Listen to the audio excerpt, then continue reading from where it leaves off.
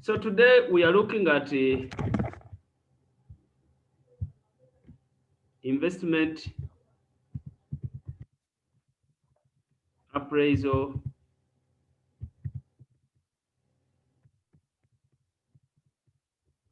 techniques. We are looking at investment appraisal techniques. The techniques that we can use in evaluating an investment. So these techniques, we can say that these techniques are classified into two. Are classified into two. That is the non-discounted cash flow technique, non-discounted cash flow technique, and the discounted cash flow techniques. When we are looking at the techniques that we use to evaluate investments, we can classify them into two. We have the non-discounted cash flow techniques, and then we have the discounted cash flow techniques. When you look at the first one, the non-discounted cash flow techniques, non-discounted cash flow techniques. So these are techniques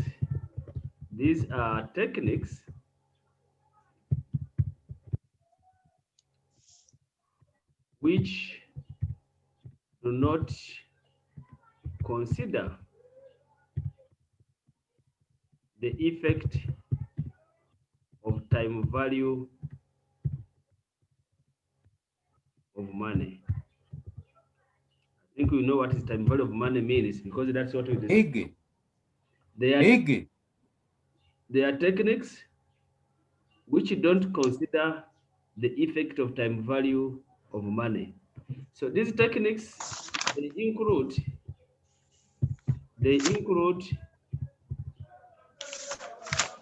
payback period,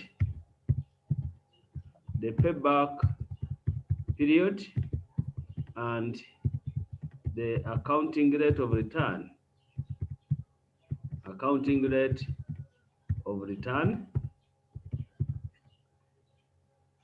Or what we call return on capital employed. We have mainly two techniques that don't consider the effect of time value of money: the accounting rate of return and the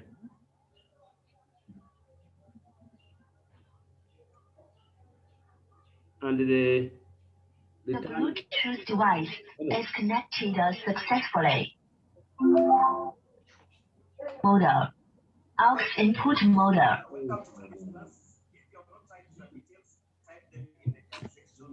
I'm aware that there is EPS which we never completed, but I felt that if I start with EPS and then I finish it maybe after 1 hour, we'll be tired to start. So we'd rather start a new topic.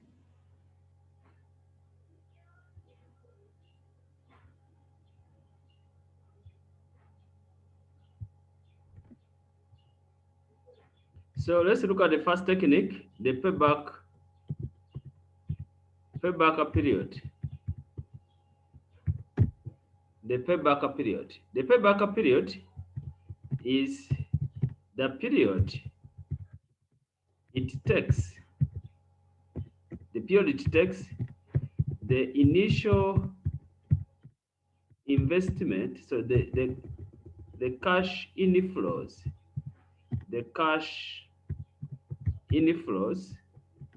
to cover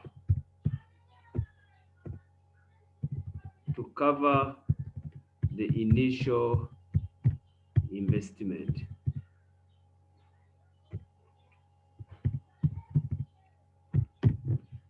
That's how long is it going to take your cash inflows to cover the initial investment.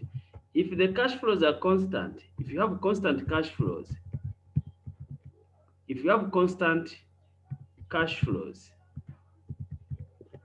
the payback period will be equal to the initial investment, divide, oh, you said I rather write down the annual cash flows.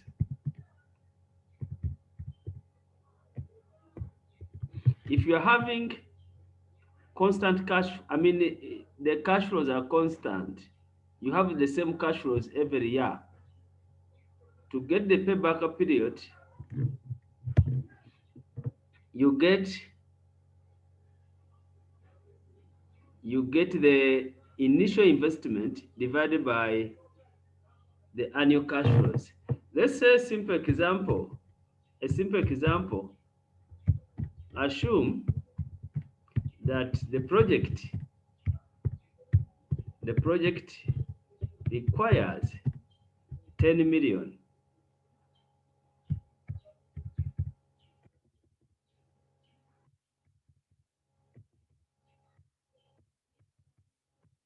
The project requires 10 million Rwandan franc, and we will generate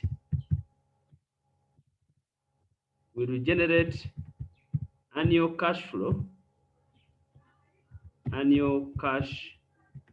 inflow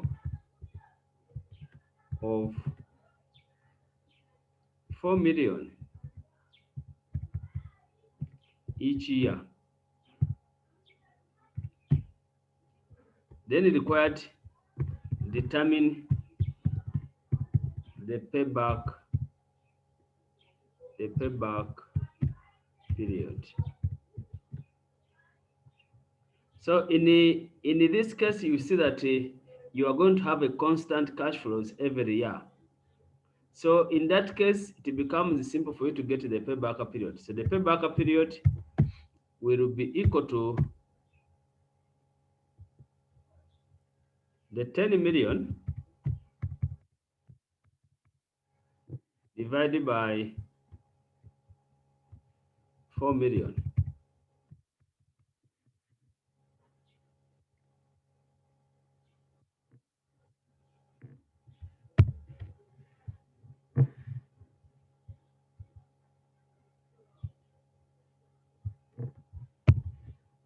So this is going to be,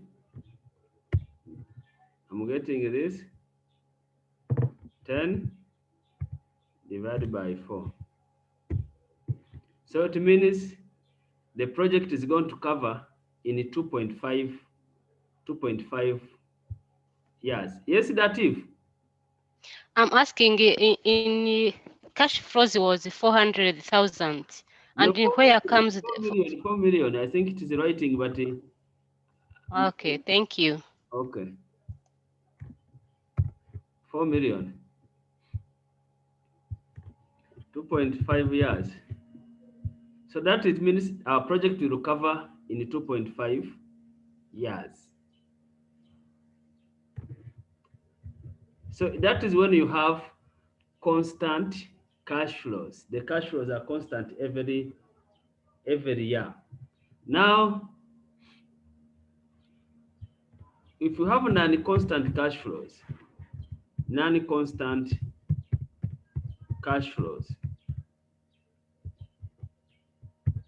if cash flows are not constant,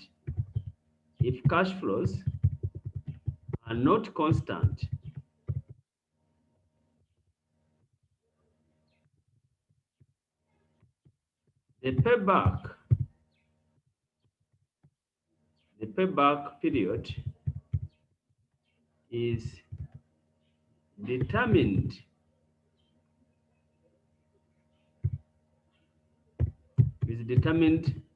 by accumulating the cash flows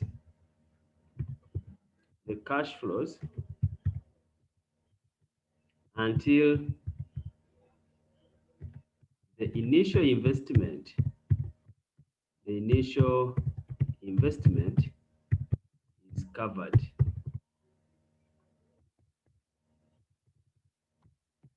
If you are having situations where your cash flows are not constant, to be able to get the payback period, you will have to accumulate your cash flows until you cover the initial investment.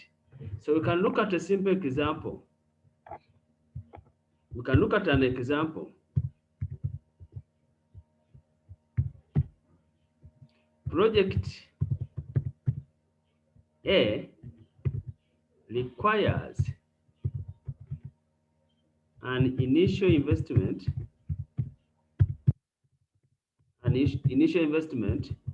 of 20 million.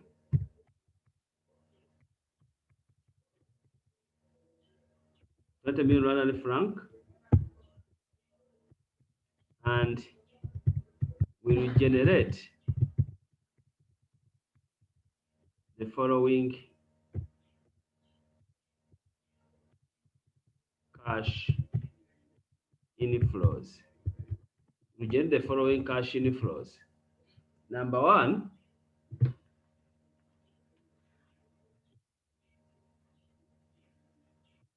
that is year one, year two, year three, year four, and year five. So year one, to generate 4 million.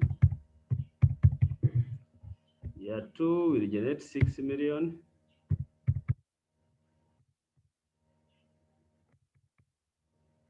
This will generate 5 million. Here we generate 8 million.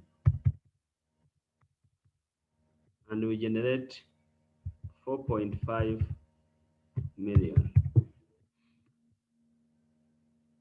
So if you look at this, these cash flows are not constant. You cannot use the first method that we looked at. So to be able to determine the payback period, we need to accumulate our cash flows until we cover the initial investment.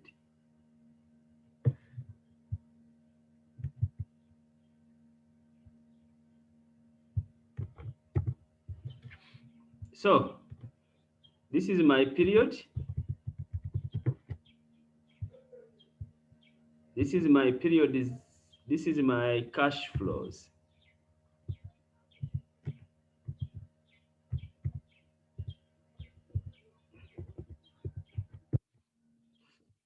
Period 0 is the period of investment. So, and the period of investment, our cash flows are negative.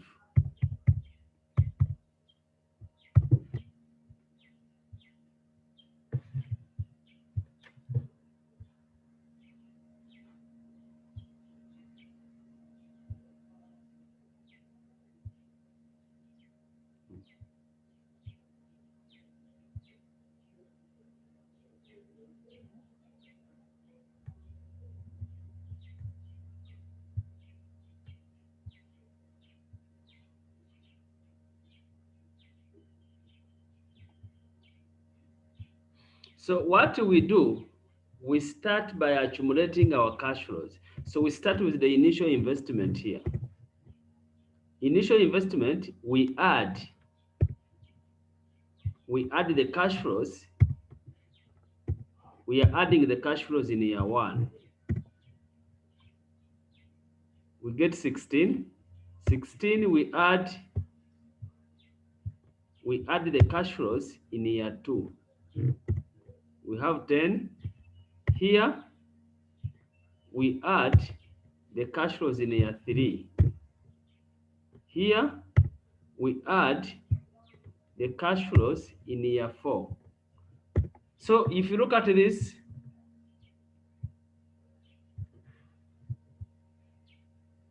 you find that here we are having a positive. it means we are exceeding, because if it was 0, if this figure was 0, it would mean that our initial investment is covered here. But we are having 3 million, meaning which is exceeding 0.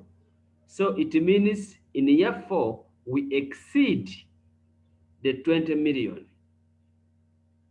Year 5, year 3, we still have a balance of 5 million.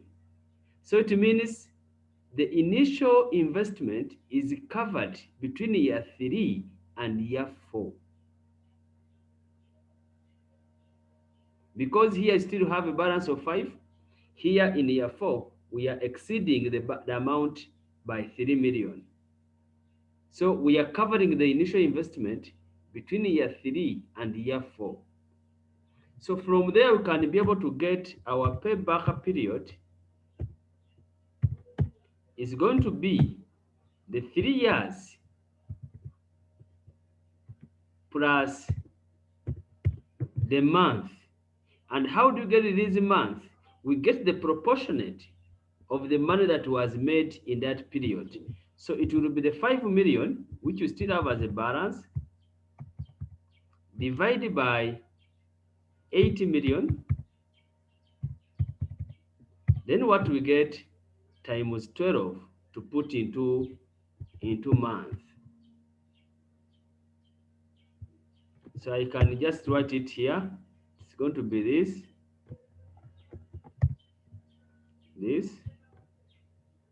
divided by this.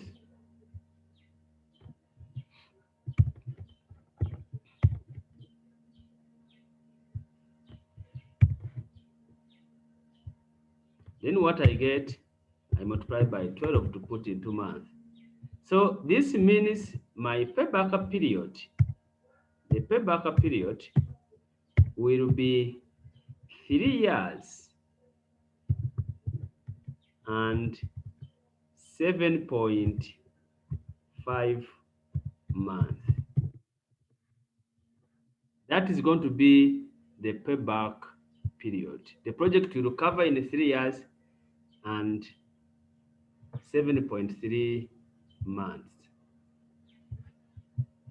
I don't know if you have a question here, or I should continue with our discussion here.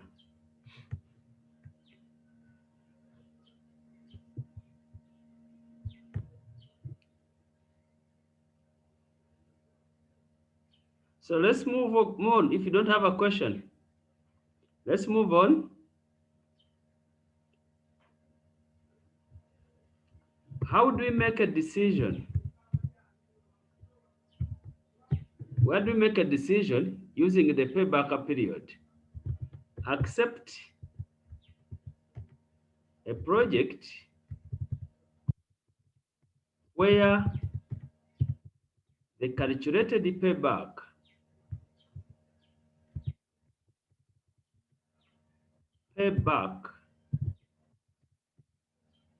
period is below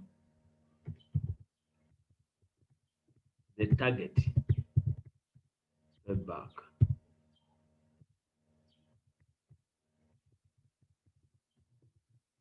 We accept an investment where the calculated payback period is below the target payback. You compare what you have calculated and what the target, and then you can make a decision. If the calculated is below the target, accept. If the calculated is above the target, then we reject that investment.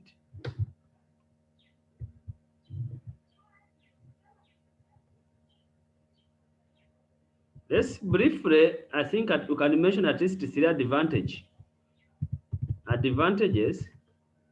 of payback period.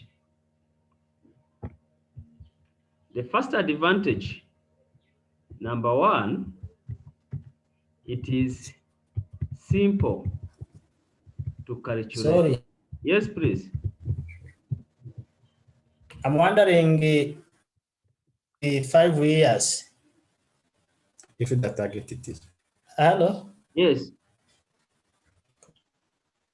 If Yes, the target is 5, no, the if the target, target is 5 years, and after calculation you see it is also 5 years, what can you decide? you can accept, you can reject.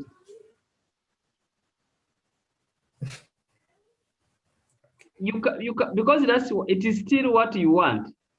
You can accept that. But it means if something happen, you may not be able to make it.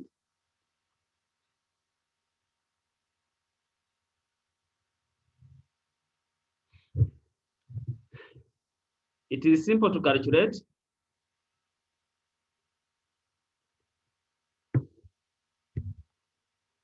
Two, it is used in the screening process of the project. Screening process of the project. One of the technique which is used during the screening of the project is the payback period. Three,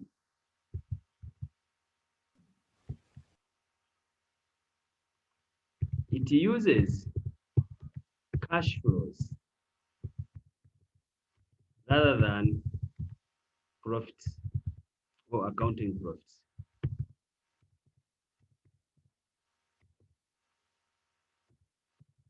Rather than accounting profits. In the payback period, we use cash flows rather than accounting profits. Then what are the disadvantages? The disadvantages of the technique. Disadvantage of the payback period. Number one, it ignores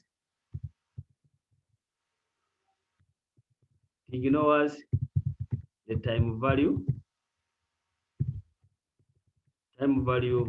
of money.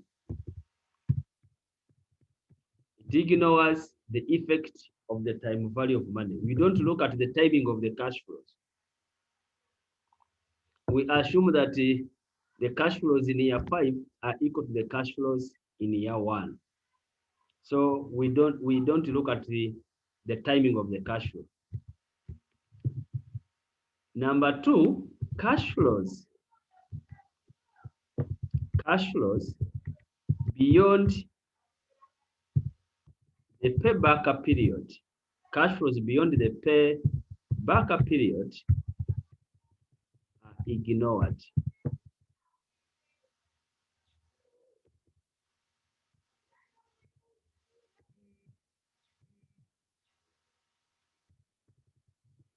The cash flows that occur beyond the payback period are not considered in the decision. You may find that the project is paying back here, but the cash flows from year 5 are negative. So we don't consider that issue of the cash flows beyond the payback period. Then three,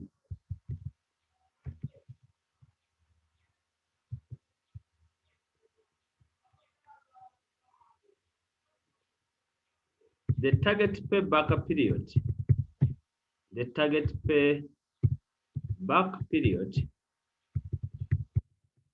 is judgmental.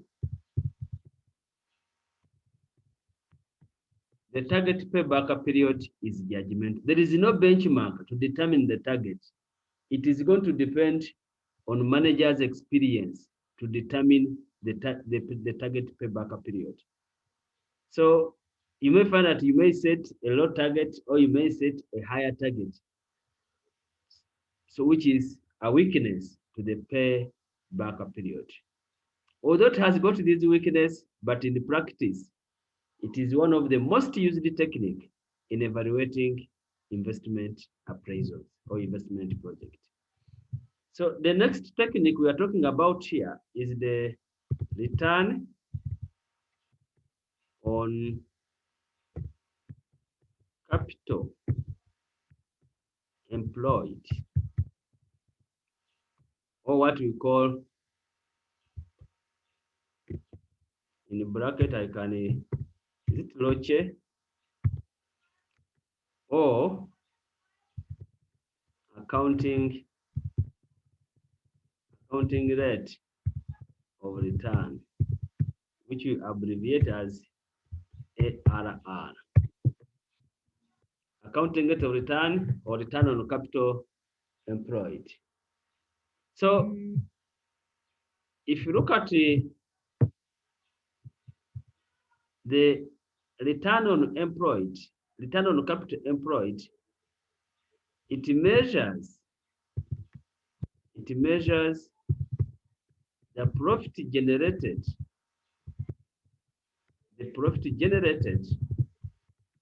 on every investment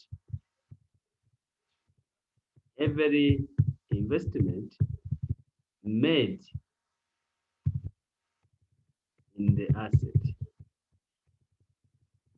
In every investment you have made in the asset, what profit are you getting? What return are you getting on every investment you are making in the asset?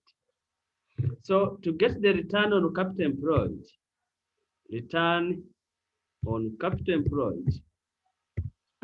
we are getting our average profit,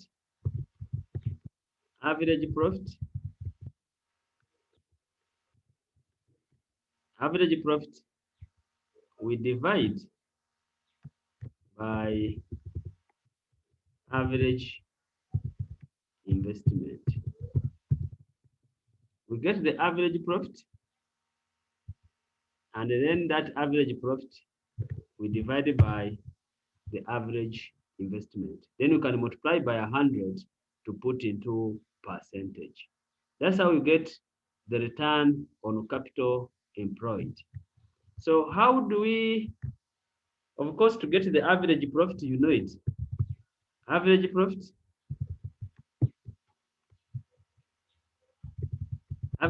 will be the total profit. You get the total profit divided by the number of years. But to get the profit, you know how the variables, you may need to reduce the depreciation of the asset.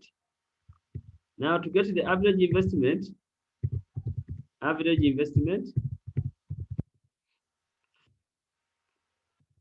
we get the initial investment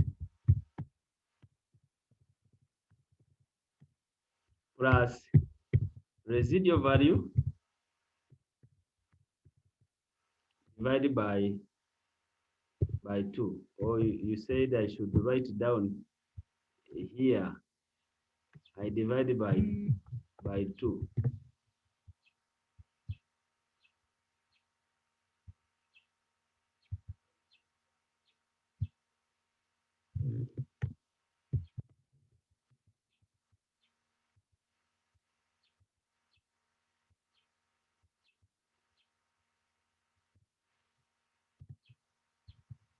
We can look at a simple example before we go to complicated ones.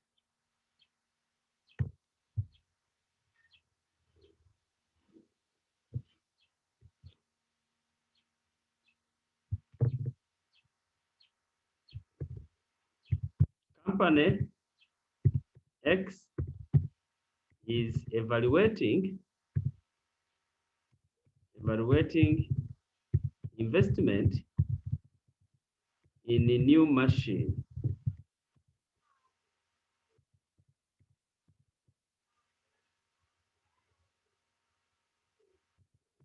The cost of the machine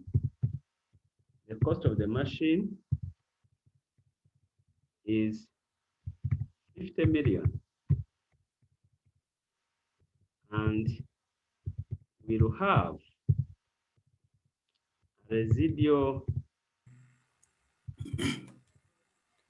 Please, scroll down. We have a residual value of 10 million. Yes? No, the problem Scroll is down this window. from disadvantage. Please, I will share you the Excel. But to continue together, you scroll down, I take a picture and you go.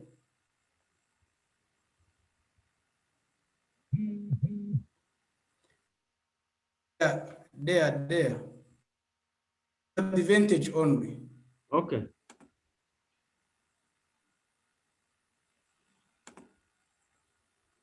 This guy is a Karamajongo.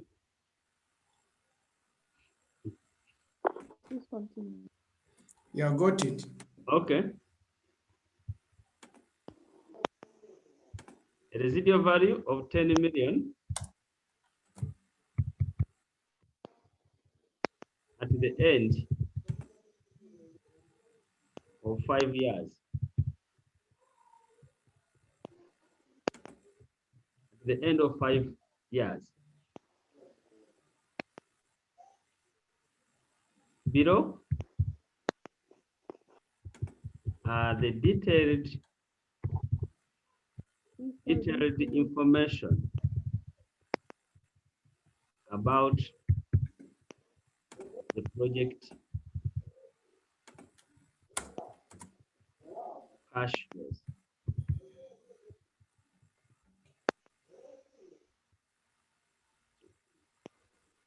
I have the units.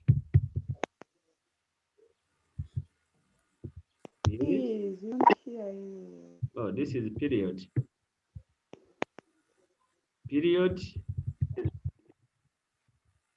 I have the year 1, year 2, year 3, year 3, 4, year 5.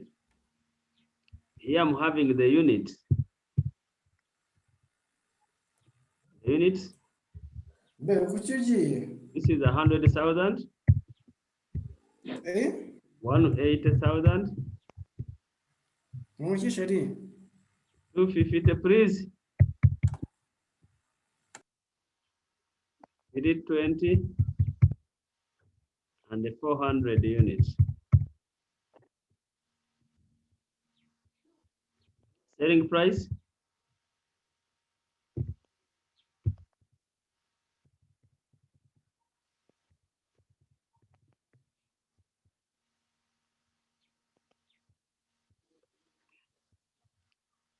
Selling price.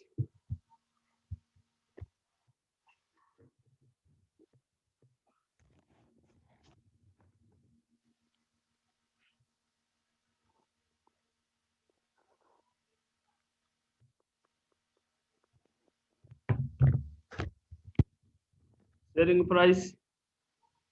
This is 200 every year. Variable cost.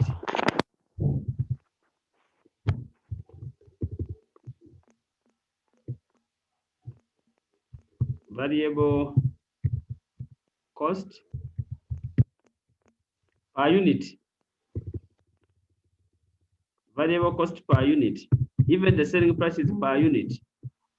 Variable cost is 120.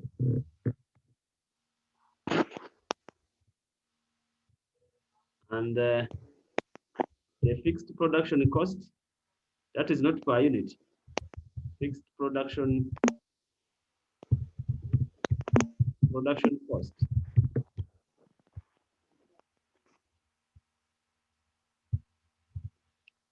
This is 1 million or 1.5.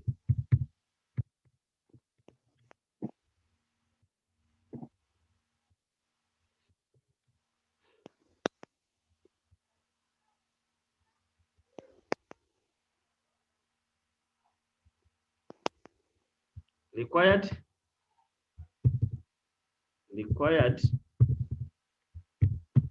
determine or evaluate evaluate the project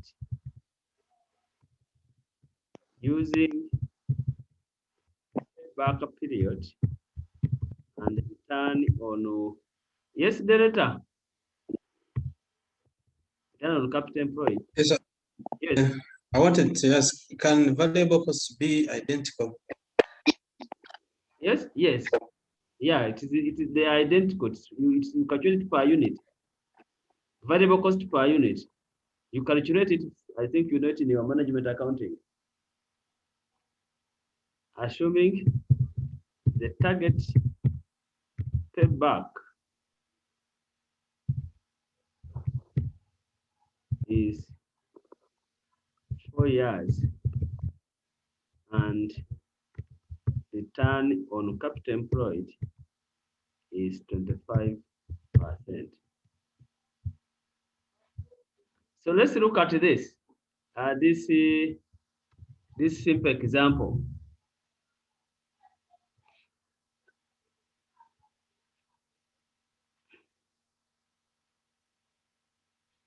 Now, I can copy the same data here. I can first copy this. I put them here. I add another column here called the contribution, or I can get the contribution here. My contribution.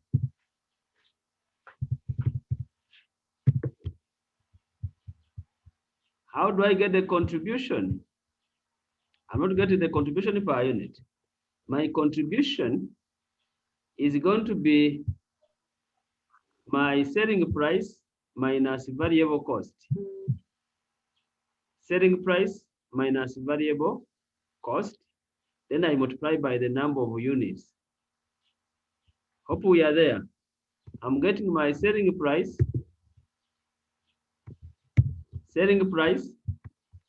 minus the variable cost, then times the number of units. Then I get the contribution. That is the contribution. Then I recognize my fixed cost. The fixed cost or the fixed production cost, which is 1.5.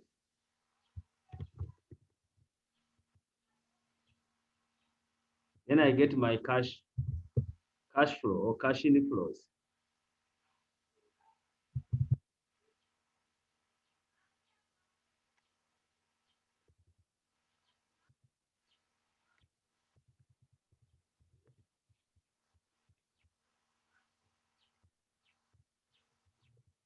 I can include here the period 0. My period 0 here, the cash flows are 50 million.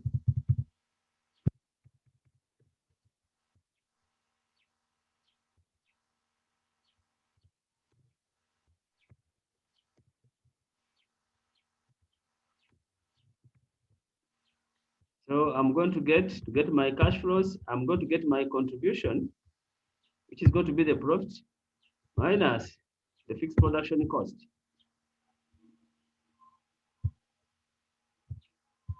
Those are my cash inflows. What about depreciation? Yes, we shall recognize it after. Okay.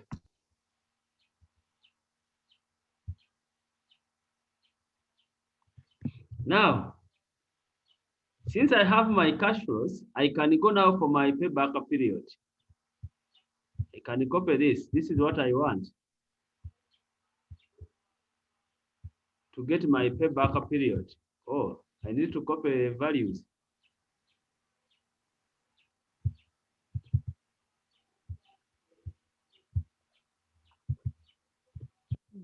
Excuse me.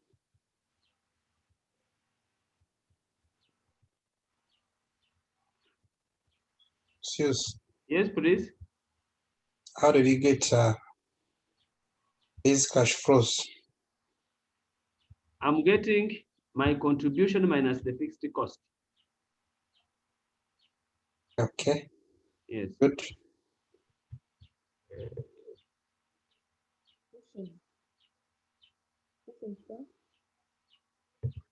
So I have the period.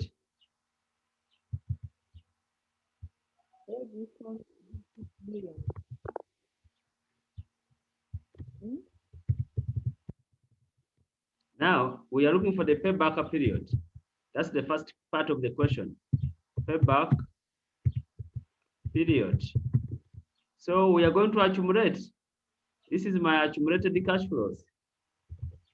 Accumulated cash flow.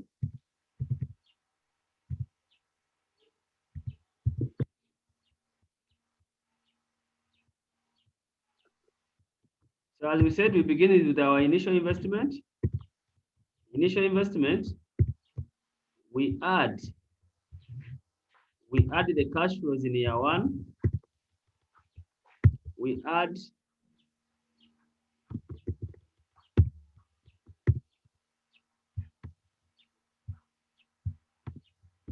the cash flows in year two. Add cash flows in year three. Add cash flows in year four. So meaning our project, if we use this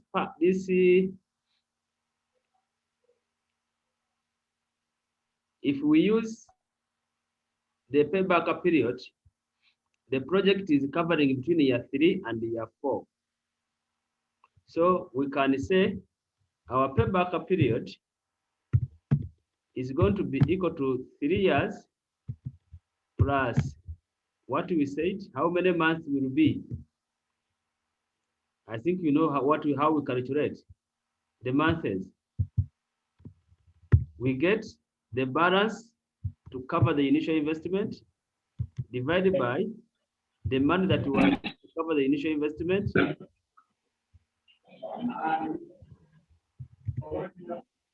Then multiply by 12. So that is around the payback period will be 3 years and 4. Alex? Yes, sir. Yes.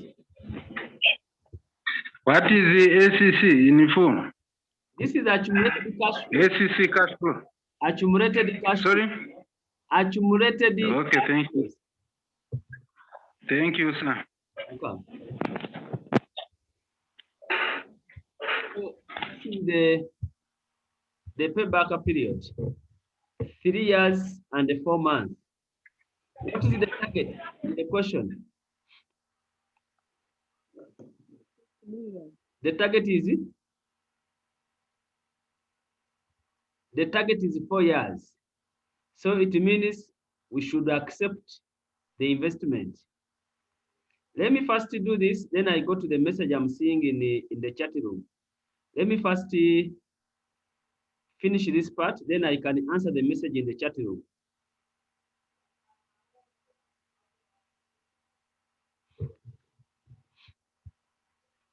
Then we can now look at the return on capital employed. Return on capital employed. As we said, we need to get the average investment. Average investment, which we said our average investment. Please, I'm going to answer the message in the chat room after this. Average investment will be our initial investment, which is 50 million, plus the residual value of 10 million, then divided by 2, which gives us 300,000, 30 million, not 300. It gives us 30 million. Now,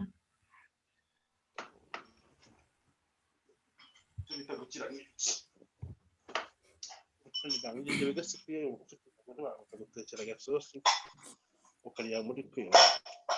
need the average profit. Our average profit.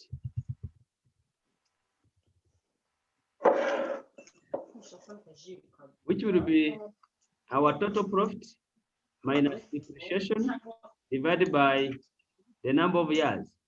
Can we first get the total profit?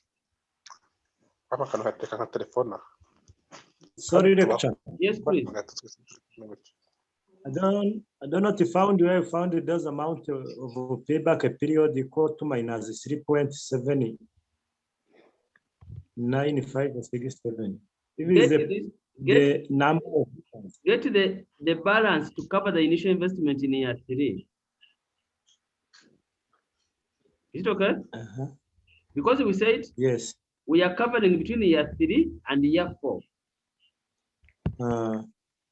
Isn't it? So get this amount, which is remaining to cover the initial investment, divided by the amount which was used to cover the initial investment. Because you're looking for a proportionate.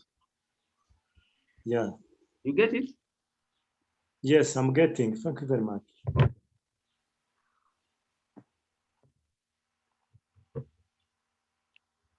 Oh, I'm seeing many messages in the chat room. Total profit will be our total profit.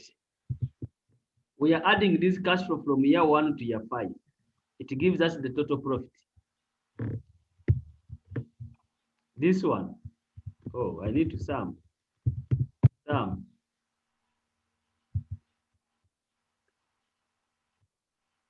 Here. That's the total profit. Now, what is the accumulated depreciation? Accumulated depreciation. Come back here. Look at this. The machine has a cost of 50 and a residual value of 10. What is its accumulated depreciation?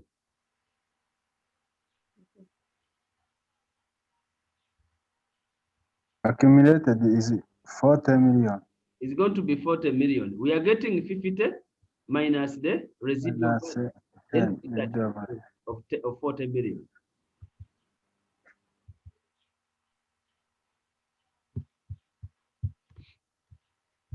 So 40 million. So our average profit, can I first remove this? Our average profit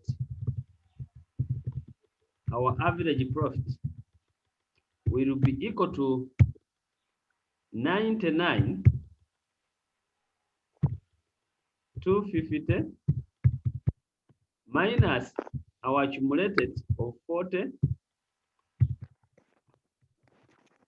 divided by all of this. We are going to divide it by 5, the number of years.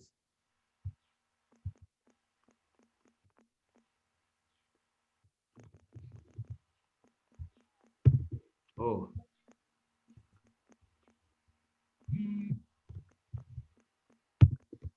Divided by 5. Then I can get my average profit here, which is going to be this minus this divided by 5. So once I have the average profit, I have the average investment, then I can get my return on capital employed, which we said is equal to average profit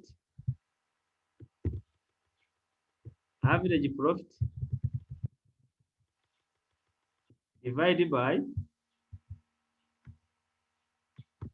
average investment.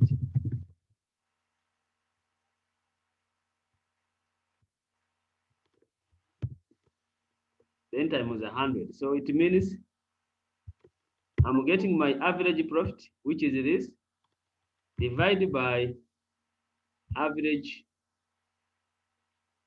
investment. And I I get 40% or 39.5%. So we can now look at our targets. The target is 25, and we are having 39.5. So it means we accept the project.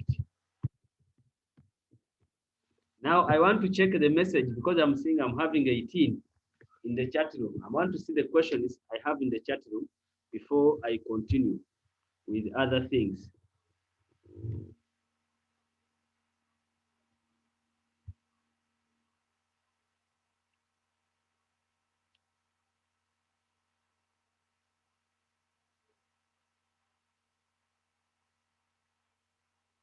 Hey, someone was asking in here to kuye contribution. Contribution is selling price minus variable cost times the unit. Selling price minus variable cost times the units. That's when you get the contribution. I think someone has already replied, sales minus variable cost times the units. Okay, good. Someone has already replied to that. Eh, uretse ko ndi kumva mu bitari byo. Agasosi k'iki se?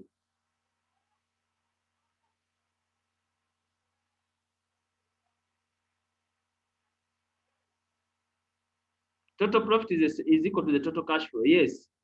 In this question, our total profit will be the total cash flows. I think those are the questions I'm seeing, unless something I've not read.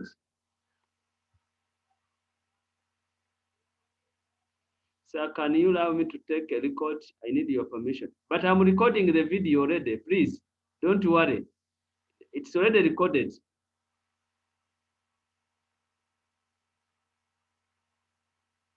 But if you want, you can as well record. I don't have any problem with that. The question is asking at year 4, I think you can use return on capital employed at year 4. No, the periods are 5 periods, not 4 periods. The year 4 we are looking at is the payback period, not the return on capital employed.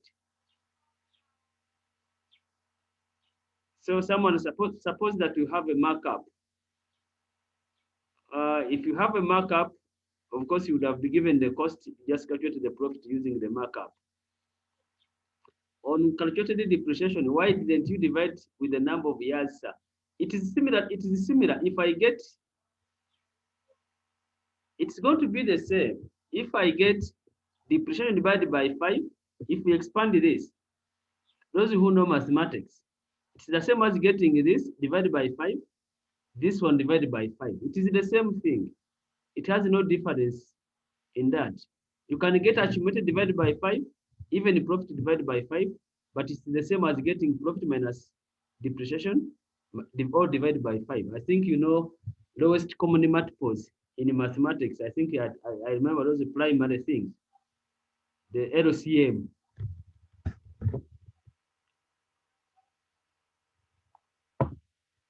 Those are the questions I've seen. Unless there is another question. That if yes. Yes, I'm asking where comes from the depreciation of 400 million. Or 40 million. 40 million. Yes. You know, to get to this accumulated depreciation, we are getting the initial investment.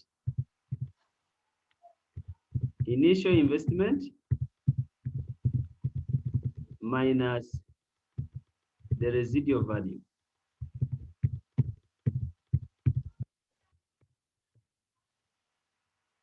Which is going to be 50 million minus 10 million, and we get 40. Is it okay? Thank you. Welcome. Yeah, thank you. Welcome.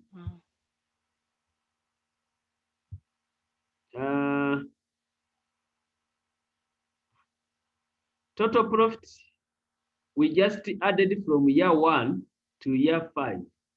The total profit. We added the cash flows from year 1 to year 5. Yes, Joy? Hello, Joy. Yes. Yes. Can you first scroll down, then I ask the question that I saw up?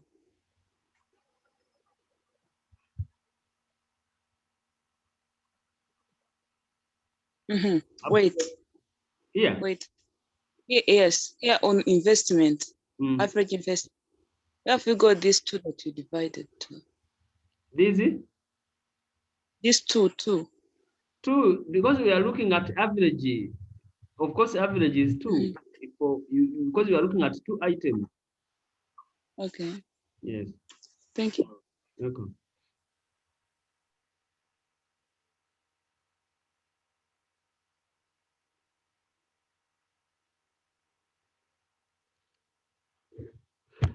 So let's briefly, can you give at least some 2 advantage and 2 disadvantage? You can read more on the one in the notes. Advantages of return on capital employed. Number 1, it considers all cash flows. It considers all cash flows. You consider all your cash flows. It's not like the payback period that when the project pays back, you don't look at anything. In the return on capital employed, all cash flows are considered. Number 2, we can talk about, it shows the profit to be generated on the project. In the return, you know the profit, or it shows you the profit that you are going to generate on the investment. It's not like you are saying the project is going to cover at this and you don't know the profit you are going to get. But in return on capital employed, you can know the profit that you can generate on an investment. What are some of its disadvantages?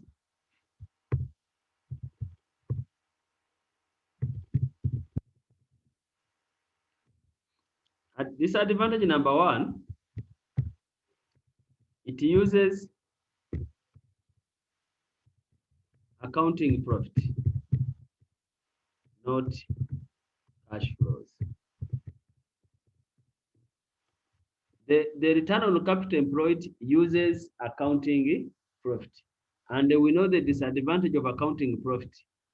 Accounting profit are subject to manipulation. You can easily manipulate the profit the way you want. So that is a disadvantage of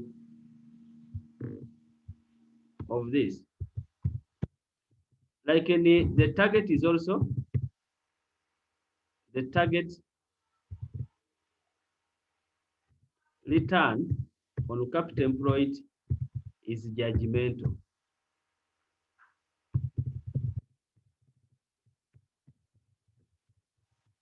The target that we use to compare is judgmental. It's not, there is no basis to calculate the target. We just estimate and we say, and we accept or we reject the project. So those are some of the disadvantages of using this technique. I don't know if you have a question. If you don't have a question, we are going to go to non-discounted or discounted cash flow techniques. Someone said try to maximize the Excel.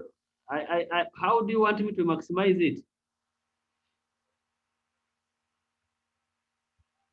Where do we find the cash flows?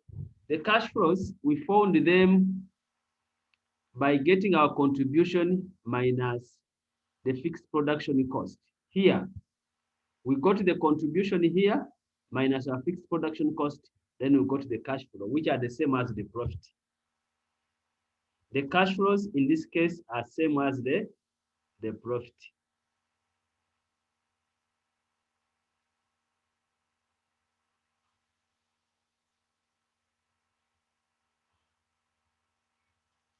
Can we move on? If you don't have a question.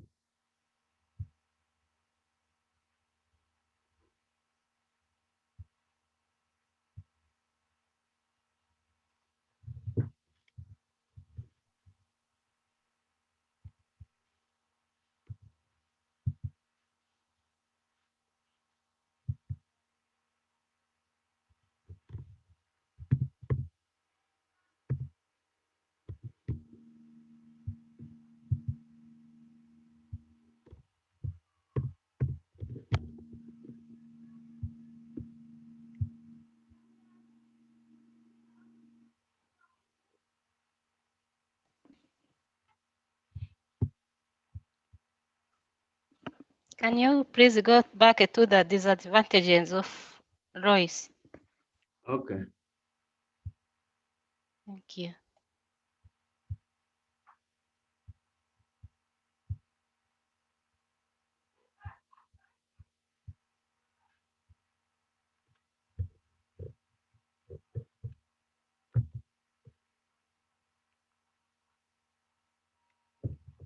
Please, we are reaching the middle of the month. So we need to move fast a bit such that we can cover everything. You know, this course is wide. I've not even reached a half.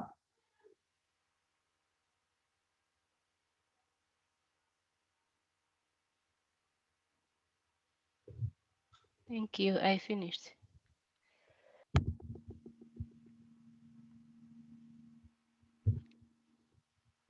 So I'm going to sheet number 2, and here we are discussing discounted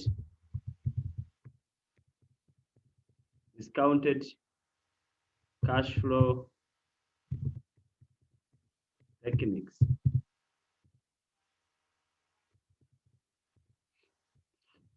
And we say that these are techniques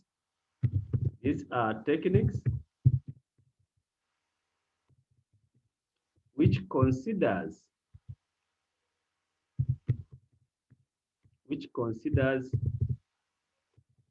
the effect of time value of money. They are techniques which considers the effect of time value of money. These techniques, they include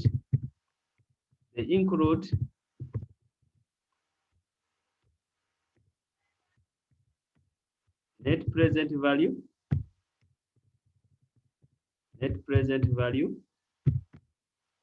we have internal rate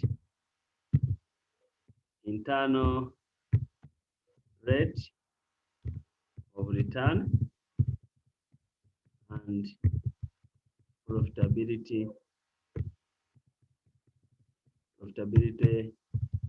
index.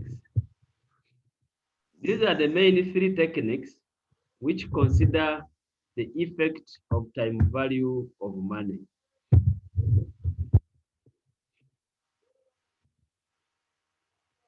We are going to look at it one by one, and we are going to start with the net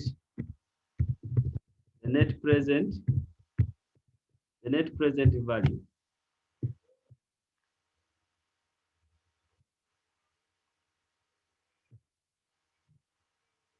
The net present value, which abbreviate as the NPV.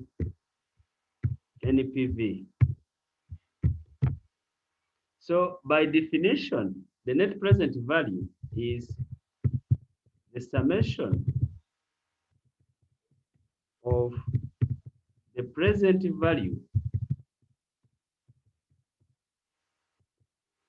of all cash inflows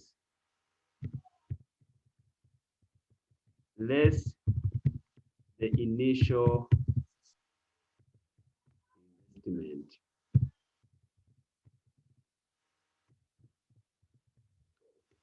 We get all our cash inflows, or we add all our cash inflows,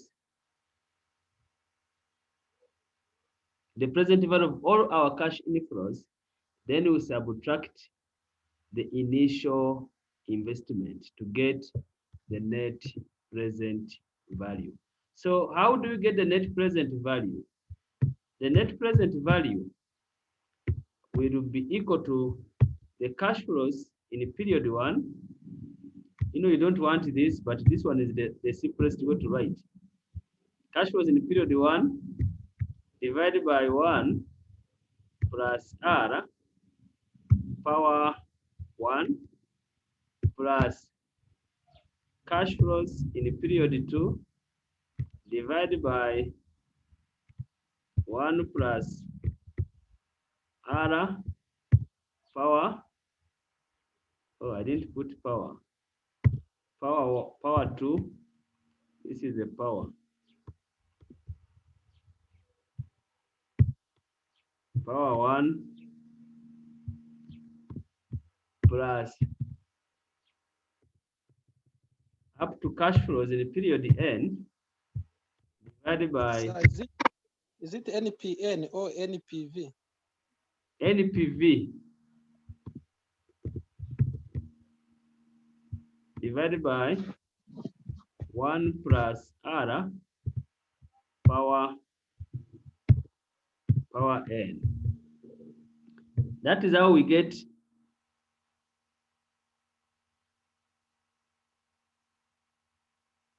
the net present value. But as I said, so if you get, it means here you are getting the present value of each cash inflows. Sorry, I have not subtracted, because what I get here, I need to subtract initial investment, which we abbreviate as IO. So I get all my cash inflows, but after discounting them with a given discount rate, then I subtract the initial investment. Then I can get my net present value. We can look at a simple project, a simple example.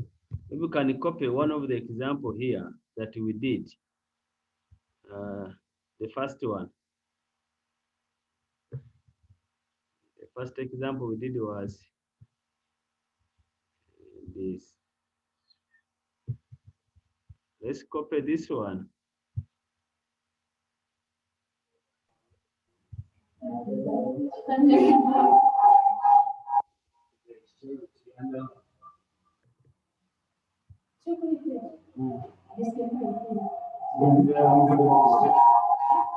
This is your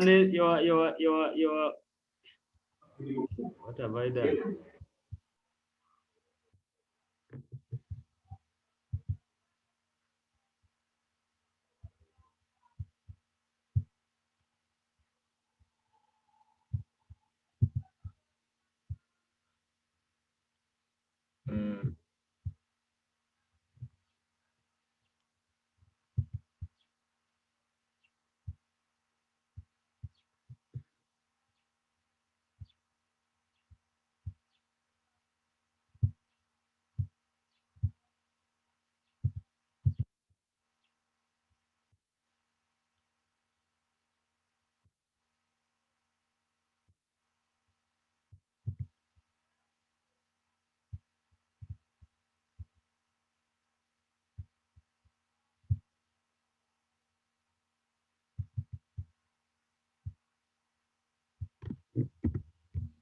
Let's say example require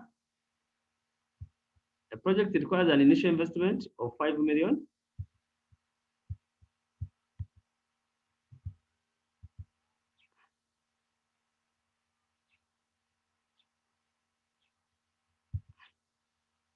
and we'll have, I'm adding something, we'll have a residual value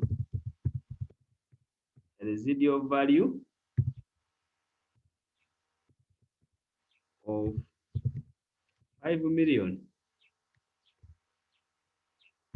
5 million at the end. The project requires an initial investment of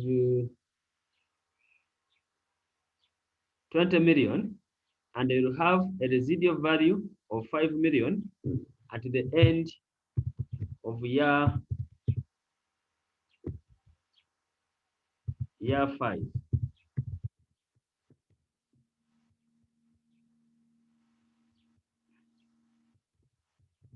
The project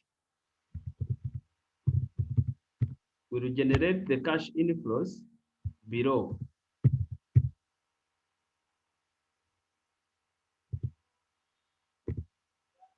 The cash inflows below. The project will generate the cash inflows below. If the investors requires a return, the investors requires a return of 15%, evaluate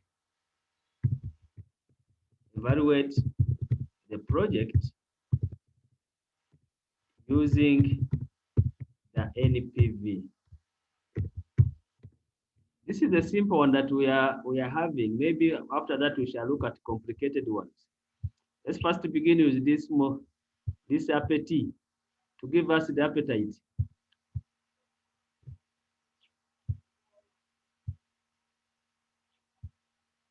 Then we shall deal with complicated ones later.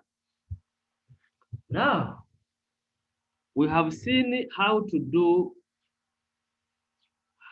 get the PV factor. Because here we said it is cash flow in year 1 divided by 1 over 1 plus R power 1. Now, to simplify this, as we saw when we are discussing time value of money, I'm going to have another column here.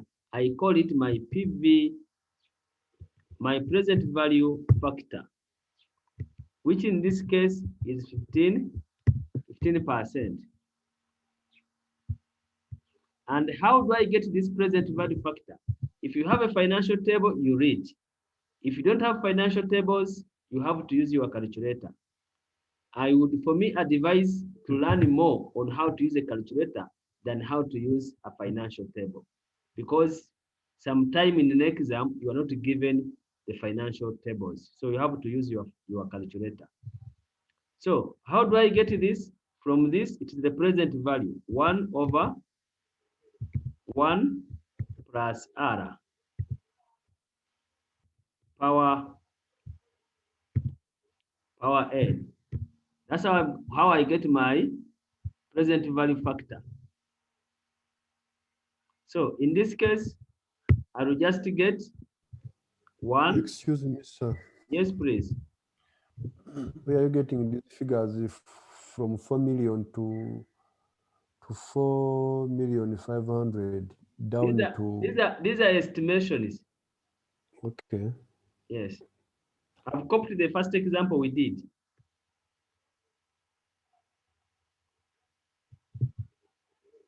One plus 0.15. I'm substituting in the formula. Power 0. Then I scroll to get power 1. This would be power 1. Power 1. Power 2. Power 3. Power 4. Power 5.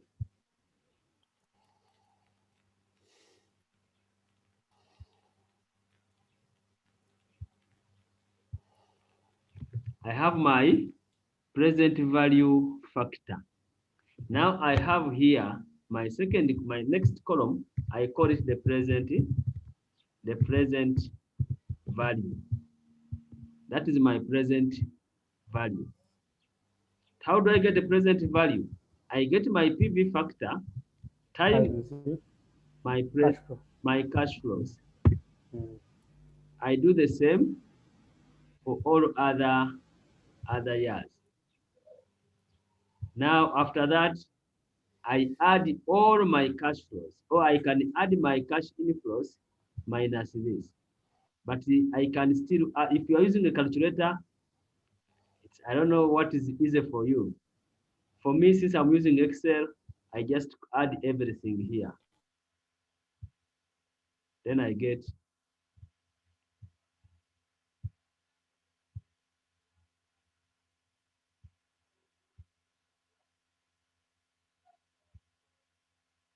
so in this case, we are rejecting. Oh, I've not just talked about the decision. The decision rule on any PV. I think I did not talk about it. Decision rules. If any PV is positive, if any PV is positive, accept.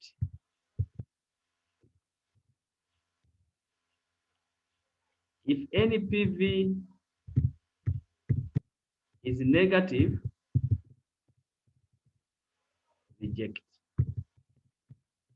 When we are making a decision on any PV, if the any PV is positive, we accept. If any PV is negative, we reject the investment. So in this case, what decision are we making? We reject.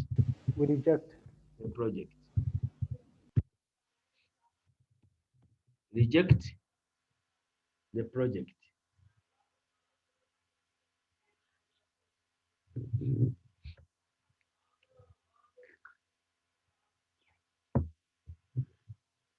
We can go.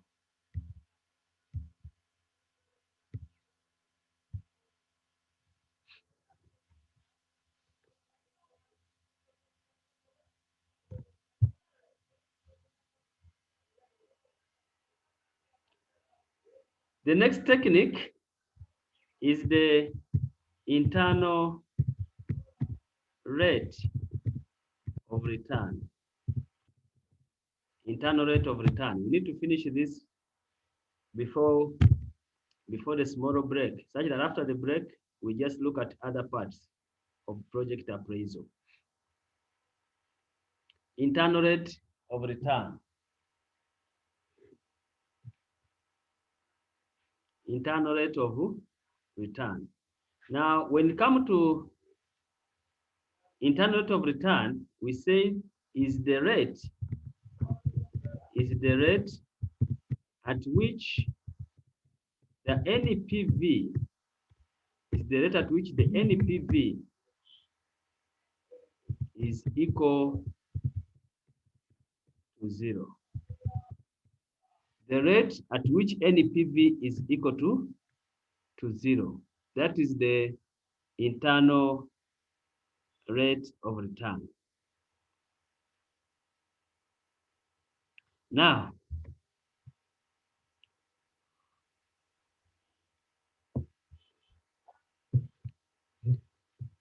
when we are determining the internal rate of return, when determining the internal rate of return, we need to get two. Please scroll down so that we see the whole. That's where we are, sir. Yes. This is our NPV.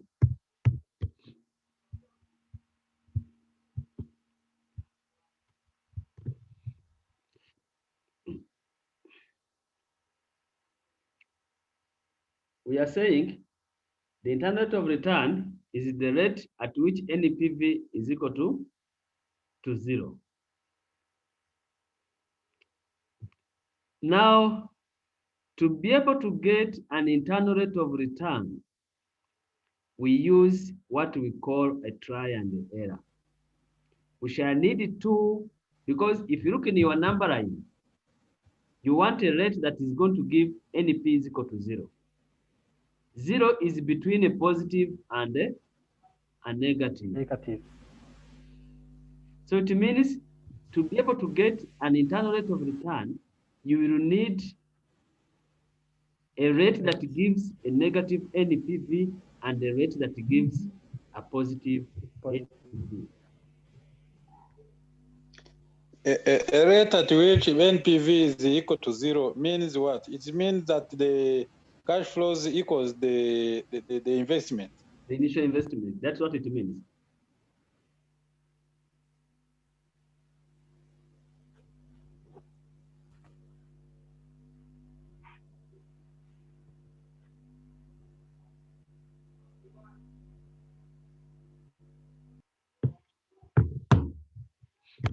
So, as I said, the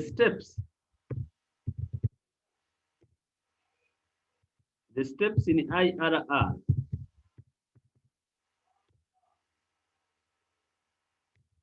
step number 1, get the NPV at given cost.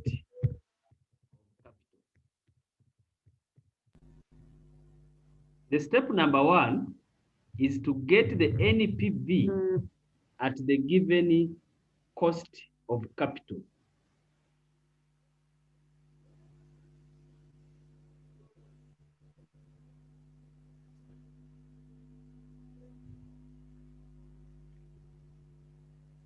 The NPV at the given cost of capital. Now, step number 2,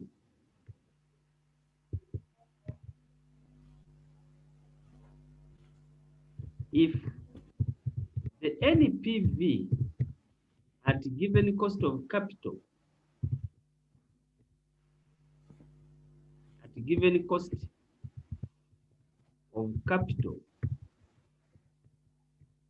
is positive. If NPV at given cost of capital is positive, then increase the rate to get a negative NPV.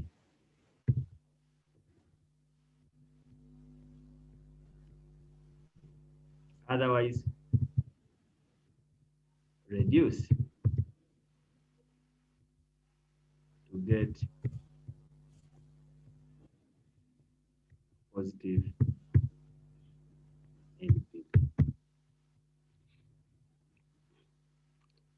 I'm saying the step number 1, you have to determine an NPV at any given cost of capital you have. Now, your second step, because you need to get a rate that is going to help you to get either a negative or positive. But if in the first case you got a positive NPV, it means in the second case, you will need to get a negative NPV. And how are you going to get a negative NPV is to increase the first rate where you got the negative NPV. Otherwise, the reverse will be true. If in the first case you had a positive, it means you had a negative, then it means in the second case, you need a positive. So you have to reduce your rate. Step number 3 is to interpolate. Interpolate, get the IRR. And how do we interpolate? When we interpolate, IRR will be equal to A % plus, I open the bracket, NPV any PV at A, I divide this by any PV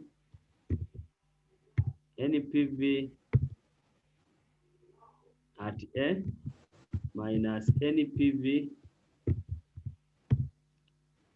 at B. All of this is in the bracket. I don't know where to close my bracket.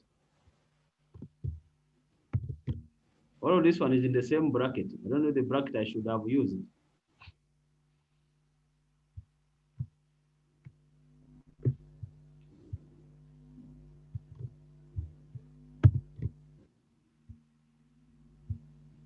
Then what I get here, I get B minus A.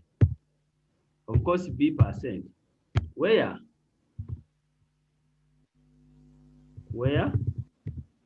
any PV at A, sometimes they use higher rate and lower rate, but for me, I prefer using the cost of capital than the higher rate and the lower rate. Any PV A is the NPV at cost of capital.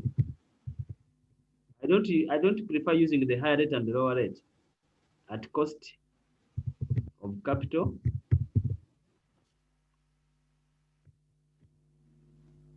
NPV B is the NPV at estimated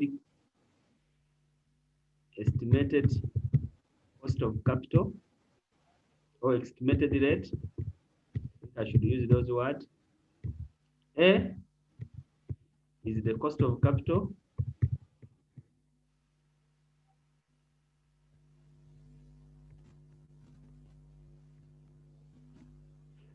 And the B is estimated rate. I've not used the higher and the lower rate. I'm not saying they are wrong. They are correct, but sometimes you may get confused with higher and lower rate. So I prefer to use cost of capital and estimated rate.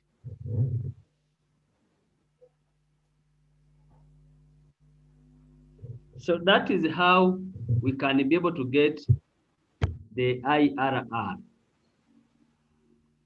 So we can look at an example from in the example above.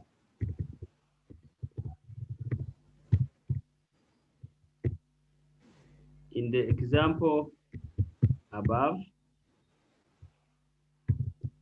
example above, determine or evaluate the project, determine the IRR. In the example we have looked at, let's determine the IRR.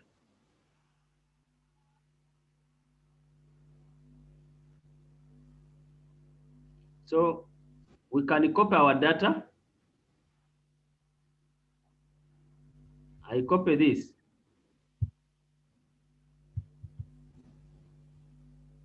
Can copy our data down here.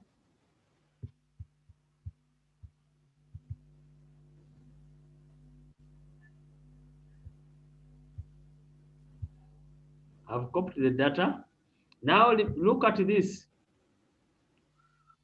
Step number 2, when we are determining the IRR, I said what you are going to do will depend to what you have here. Here now we are having a negative. Yes. Since we have a negative, we need a positive because we need to get a positive NPV and a negative NPV.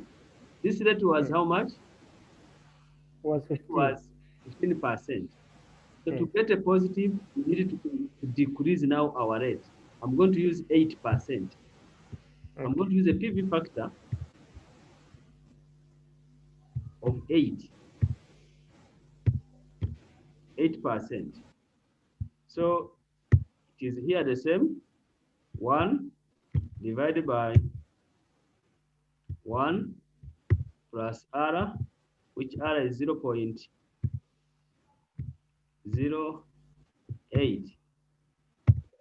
Then power 0. I can do the same up here. I scroll to get the same figure here.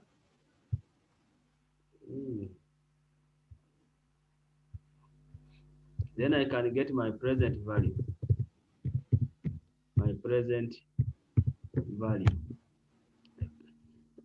Like what we said, I'm getting the PV factor times the cash flows. So I can scroll, then I can add. So you see at 8%, I'm having a positive. At 8, I'm having a positive, and at 15, this is NPV. At 15, I'm having a negative. So it means my IRR is between 15% and 8%. Then I can go for step number 3, which is to interpolate.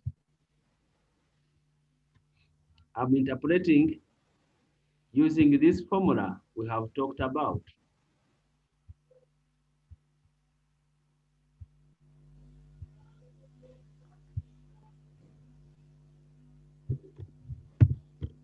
That's the formula I'm using to interpolate. I'm going to put in my figures and we do the interpolation. So my IRR is going to be equal, so please touch your calculator, 0.15 plus, touch your calculator, NPV at A is the one I'm having here. 188. 1885. Yes. You said 188 minus 88 minus. Yes. Yes. So minus 1885. 975. 975. Yes. Then I divide by minus 1885 97 minus 1759761. Then what I'm going to get,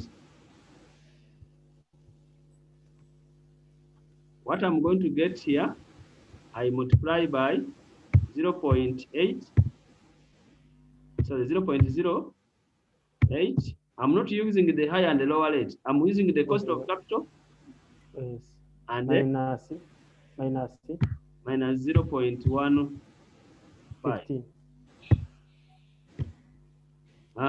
What are you getting with your calculator now? Those who have sharp calculators, I think you have already got the answers. If the calculator is sharp.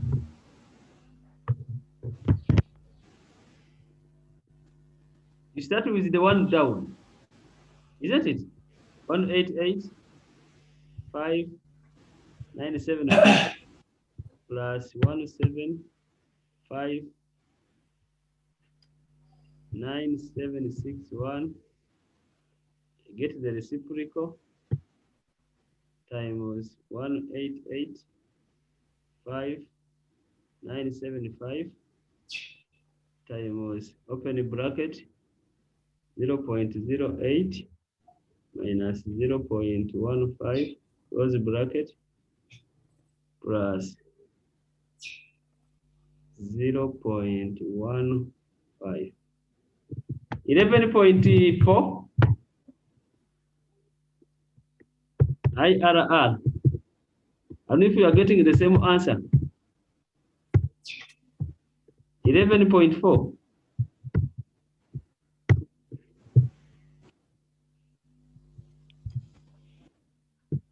We times 100. Yes. We get 11.14. Yeah. That is equal 4. We have got 11.4. 14. Yeah. It is like a 4. Okay. It's the same. It's the same. I get 11.14. Maybe you rounded off so much. Now use all the figures.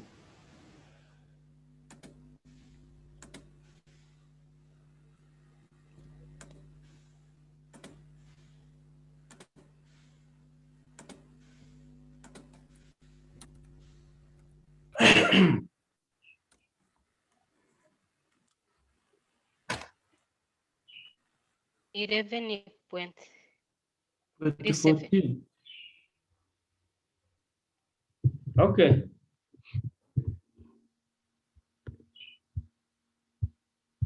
So that means that is our IRR. Now to make a decision,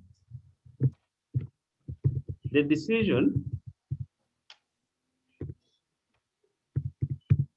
or decision rule,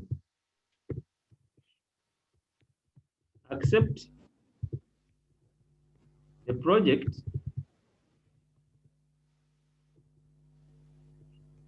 if IRR is above the cost of capital.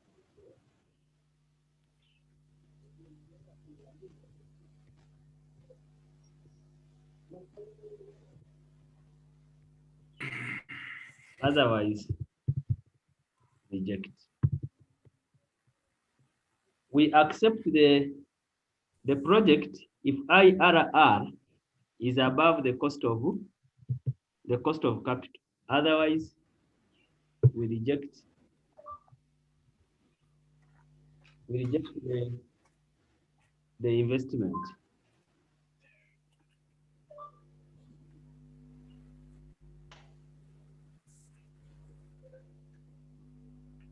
Any other question, please? You can read the advantage and disadvantage. Please read the advantage and the disadvantage of this technique. It means in this project you have to reject. You have to reject. Thank you. Reject. This is minus 11 or is 11? No, it's not minus. Equal sign, I think. Yeah, this is 11. 11. That's why we reject.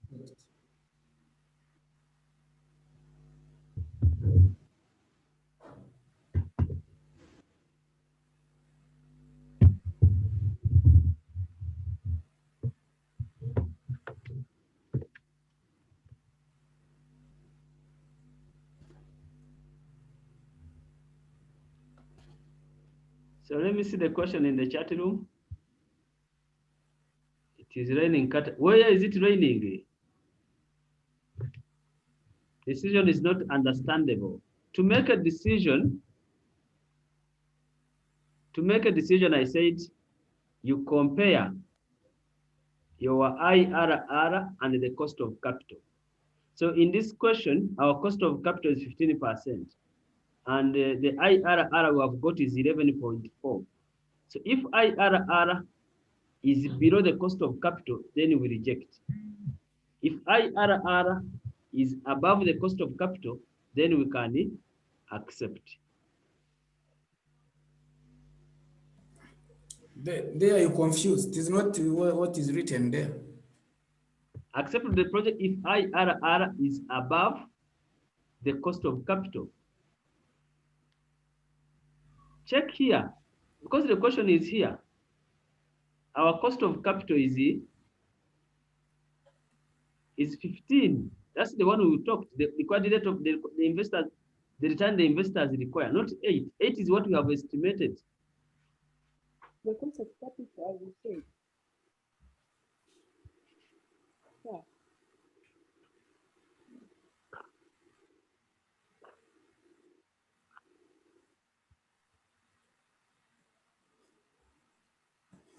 So when asked, IRR should be above our cost of capital, which is 15%. But in this case, it is below.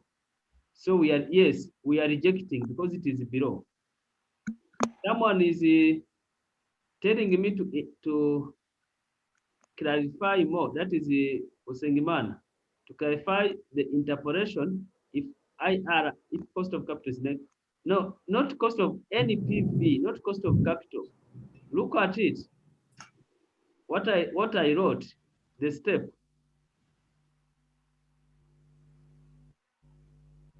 I said, if the NPV at given cost of capital, not IRR, if NPV at given cost of capital is positive, we need to increase the rate to get a negative.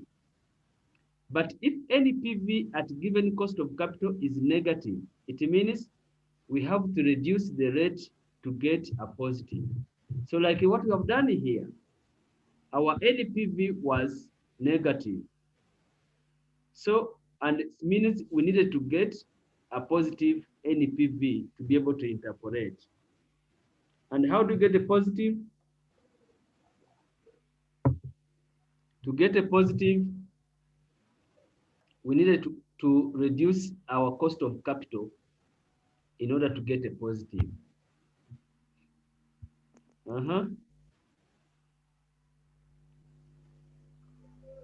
Why am I, who is getting?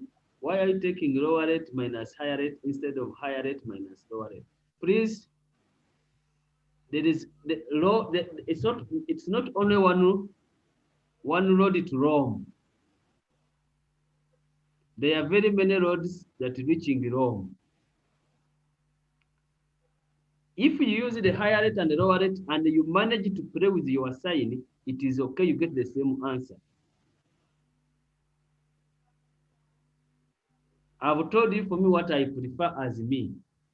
I prefer using cost of capital and estimated rate, such that I have a constant that A is my cost of capital.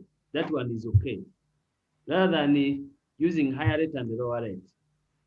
But if you are very good in a higher rate and lower rate, that one is also okay. I don't disagree with it. But at the end, we are going to get the same answer. I don't know if you have got me Galaxy 10.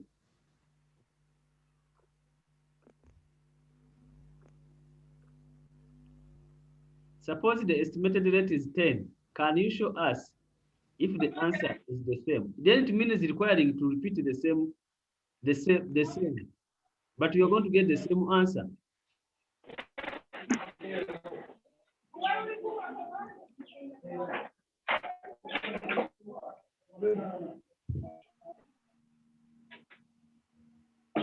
Excuse me, lecturer. Yeah. How can you appreciate the internal rate of return vis-a-vis the NPV technique?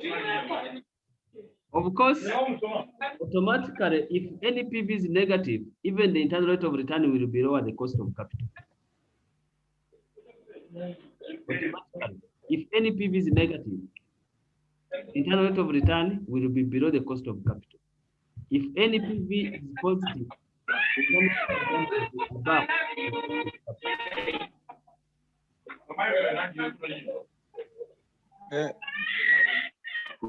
Children are shouting, we don't understand. Yes, I don't know the person.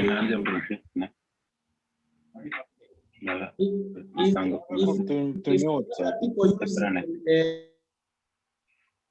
another estimated rate. Another? Will we have the same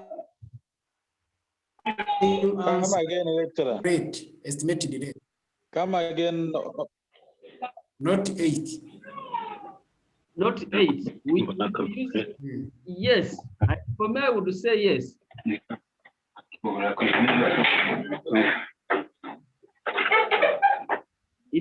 Because two people cannot use the same estimated rate. That one cannot be there.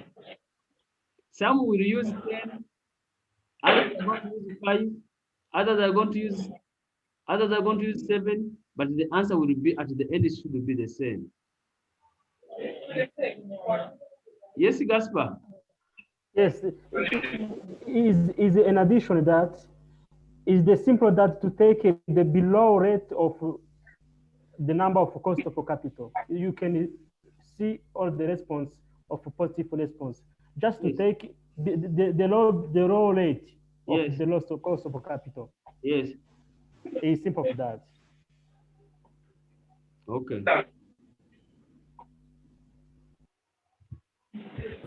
Low rate, like. Can you look at the PI, profitability index? Yes. Continue. Wait, I read. Excuse me, lecturer. We did not understand your appreciation of IRR vis-a-vis NPV because the children were shouting. We could not understand. I said if NPV is positive, automatically IRR will be positive, will be above the cost of capital. If NPV is negative, automatically IRR will be below the cost of capital. So the NPV and the IRR, they go hand in hand. Okay.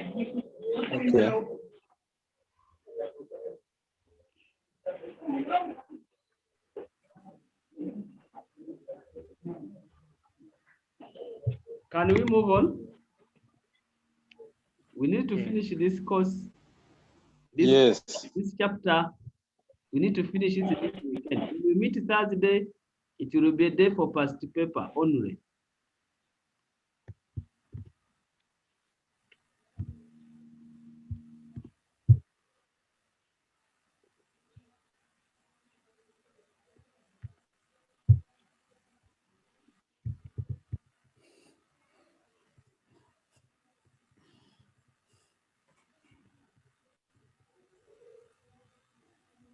This one is not complicated. The profitability index is the ratio.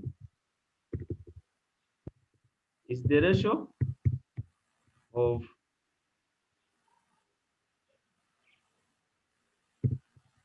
the present values of cash inflows to the initial investment. So it's the ratio, it just shows the profit you are getting for investing in for investment you have made. So our PI, the profitability index, is the total present value. Total present value of cash inflows divided by initial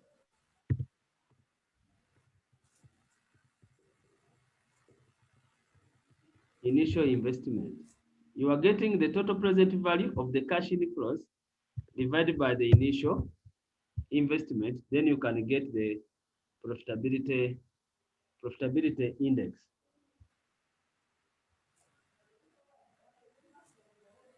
So if we go back to this question, or we can look at the decision. The decision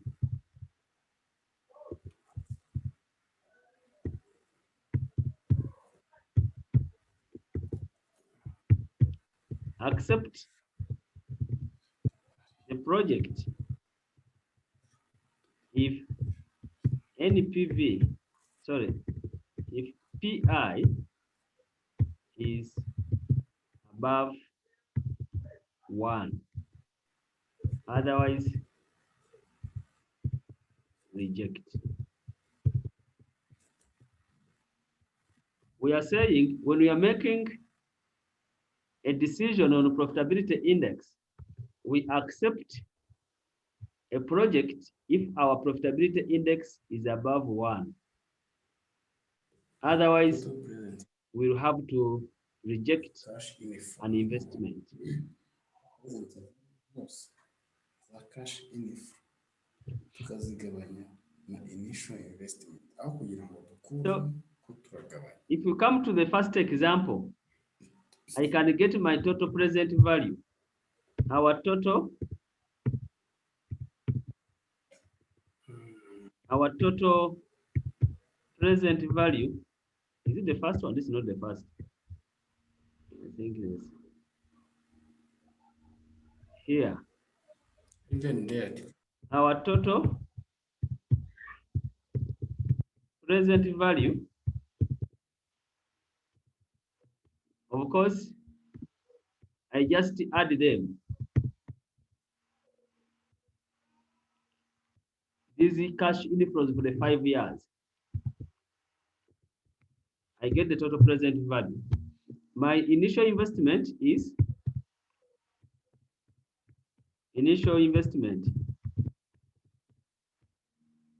is 20. 20 million.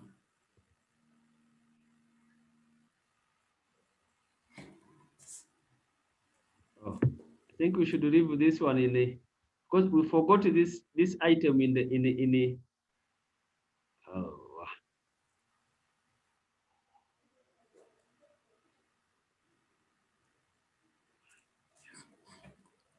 We forgot this item in our analysis. Can we remove it? We make the residual value to be 0. Otherwise, because it is not going to be correct.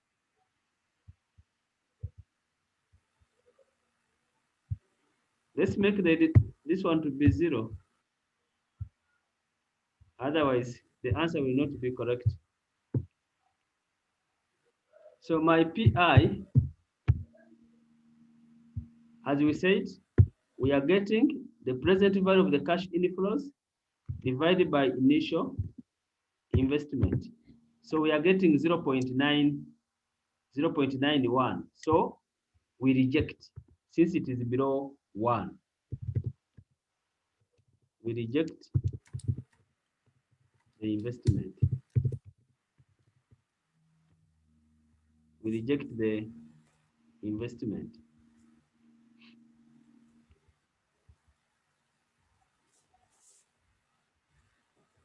Another thing I want us to talk before we complete is modified payback.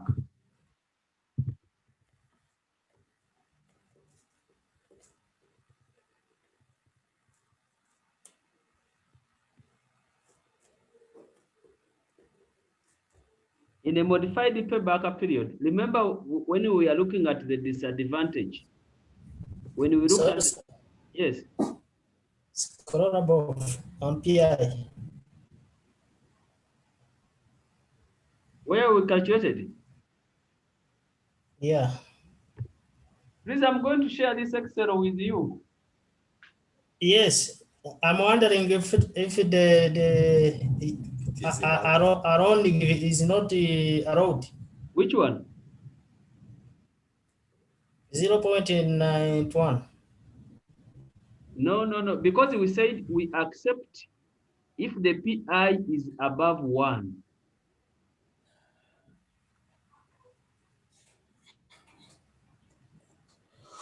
Okay.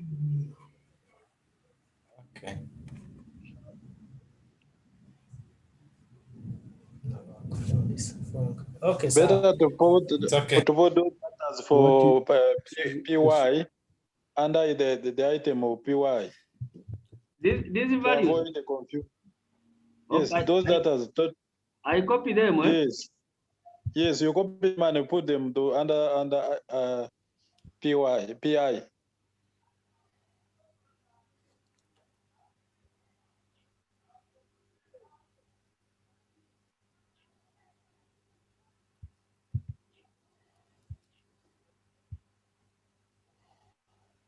Hey, what has gone wrong?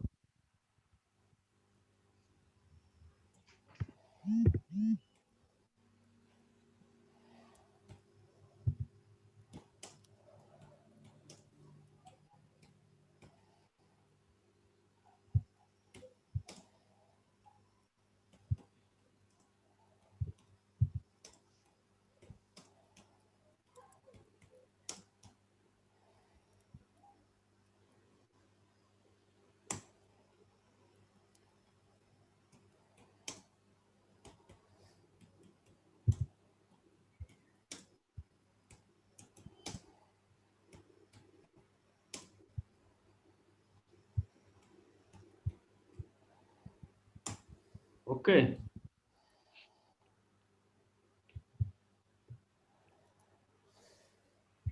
Now I want us, before we go for a break, I want us to look at modified Payback period. Modified payback period. Modified payback period. If you remember, when we were discussing about the disadvantage of payback period, we said that the first disadvantage that the payback period ignores the time value of money. Now, in a modified payback period, we try to solve that disadvantage by discounting the cash flows. Then after discounting the cash flows, then you accumulate the normal way to get the payback period.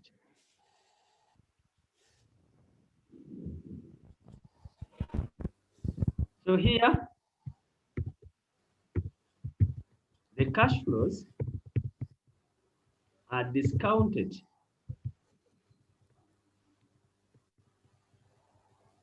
for the effect of time value of money. Then after accumulated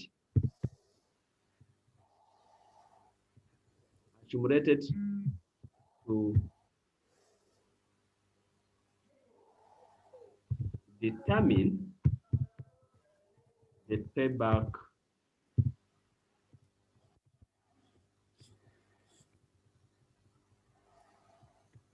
So in the modified, you are trying to solve that challenge that the payback period does not consider the effect of time value of money. That's why you discount your cash flows for the effect of time value of money. Then after that, you do a normal calculation or a normal accumulation. So from the example above,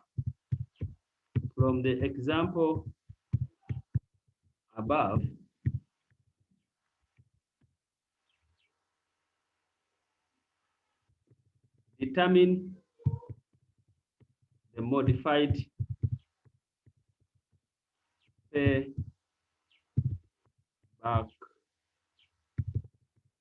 period. So from the example we have looked at, let's determine the modified payback period.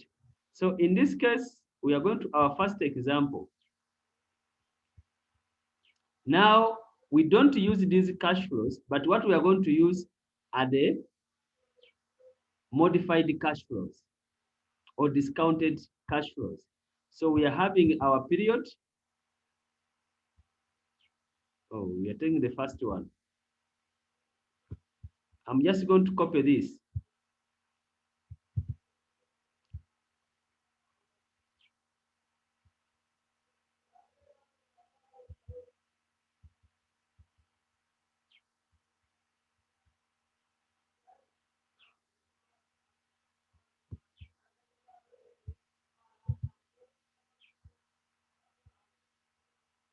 So this is my period.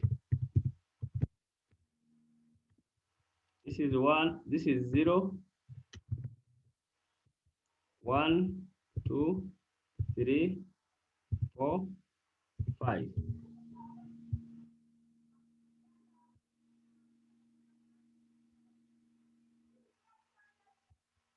This is my accumulated cash flows. So as we said in the normal paper, the other process is the same of calculating, only that in the modified, you will have to first discount your cash flows. So we have this in the period 0. So we are getting this plus this. It's going to be this plus this. This is this plus this. This is this plus this, this, plus this. You remember? Do you remember the first payback period we got? Without discounting, we found that the project was paying in 3 years and 7.5 months. But when we discount, we find that the project is not paying back even in 5 years. It will not pay back. So after discounting our cash flows, then we can reject the project because it's not paying back. We reject the project.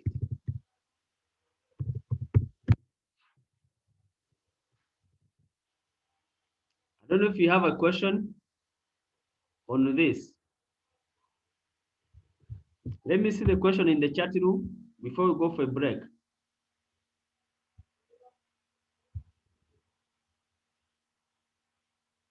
Yes, PI is the profitability index.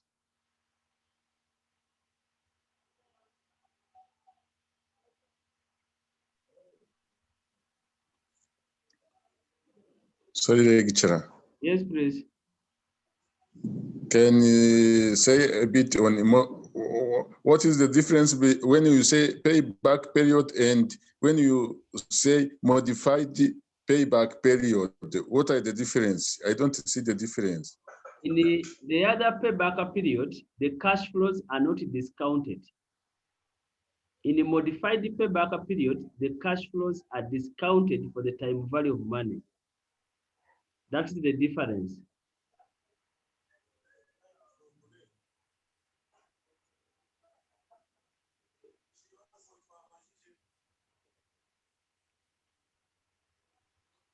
Lecturer.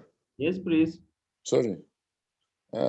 When you say cash flow is discounted, I don't catch it very well because I know that cash flow, it's a cash flow. When you say I will get cash flow in year 1 We and are in year around 2 and in yesterday. year 3. Did you attend our class on Thursday? Yes? No. Yeah, that's the challenge. Because what we say, we know what is discounting and we know what is compounding. Discounting, you are moving from the future to the present. You are looking at the effect of timing in your cash flows. That's the discounting. Okay.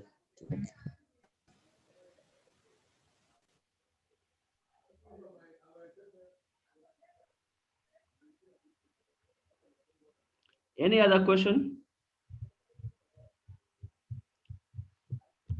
We are going to have a break of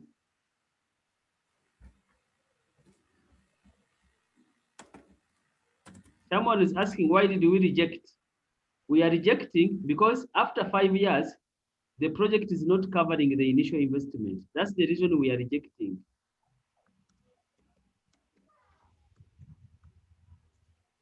Another question. Yes. Another question in the calculation of payback period.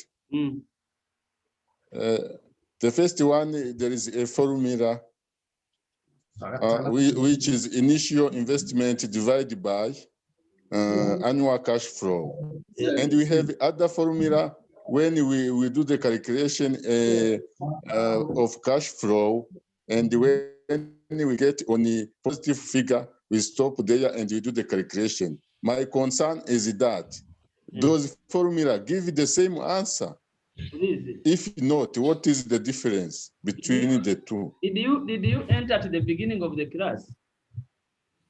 Yes, I see the formula. But you didn't enter at the beginning because I explained where you have constant cash flows.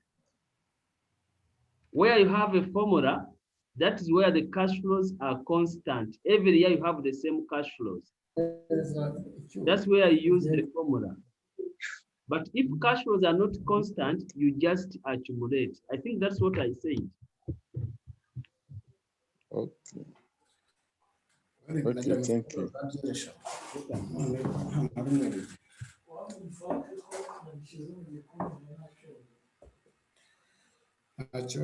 Any other question?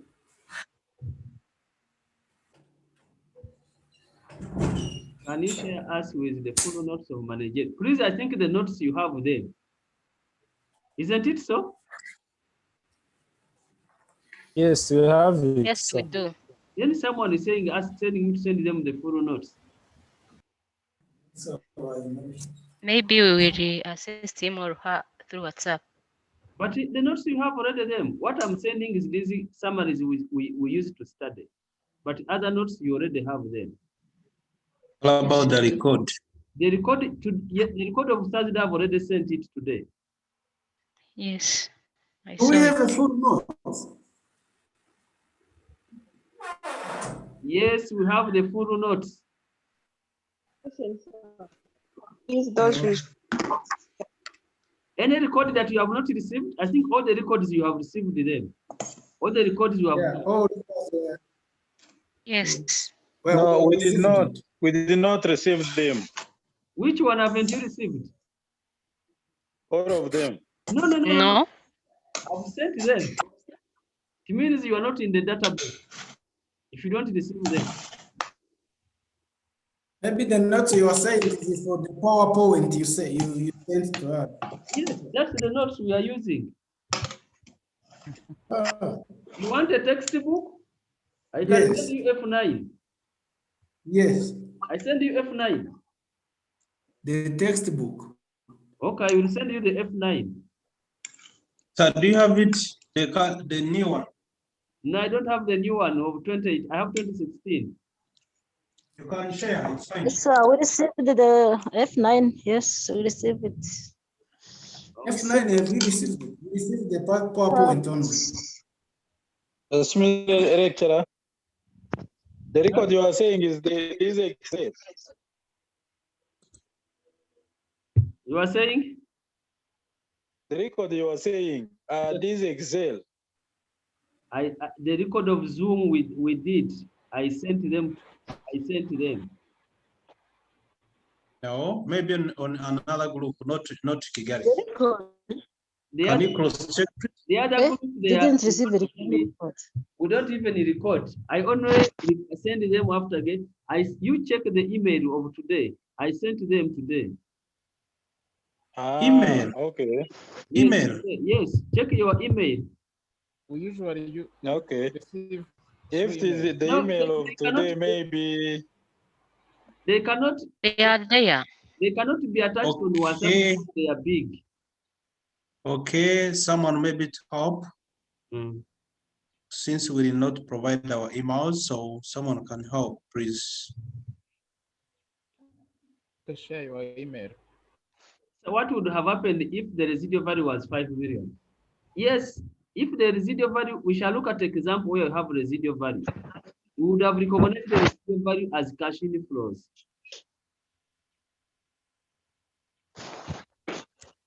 So let's get a break of 10 minutes. Then after 10 minutes, we are coming back. So enjoy your close. Yes? You don't close the Zoom. No, I'm not closing.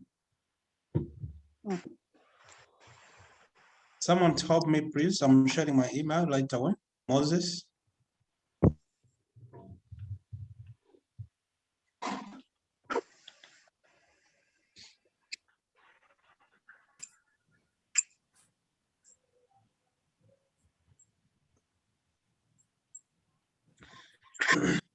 umuntu ufite ibyo Daniel yamaze kohereza yamfasha akabima kuri Moses, that email of Moses. Reklamara igihe kingana iki Diaz? Arasoza saa 11. Nyine time iramara igihe kingana iki? Iminota 10. Okay, thank you very much. Umuntu ushobora kunsharinga ibintu amaze kohereza bya zino record yagiye afata, please yansharinga kuri email ya Noel. Kwezi wakoze drop out. Eko. Kuri mo gusaba ibyo bigishije wakoze drop out ntitwabimenye. What do you mean drop out? Ko my friend. Drop out bivuze kuba waretse ishuri burundu. Ntabwo kumisinga. Umva abo mujama namwe kuri WhatsApp cyangwa ajye kuri WhatsApp. Cyangwa niwe wasabaga amasosi mu kanya sha.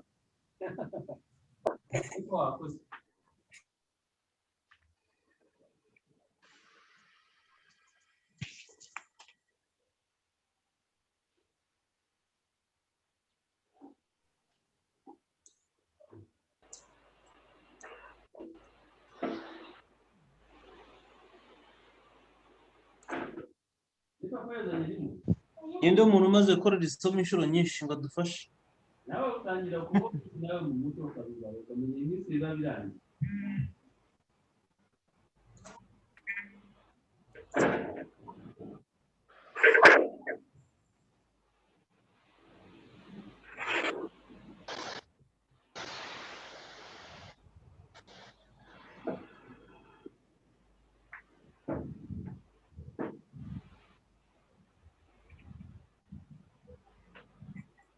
ubwo umaze kurikora inshuro nyinshi niyo wagufasha.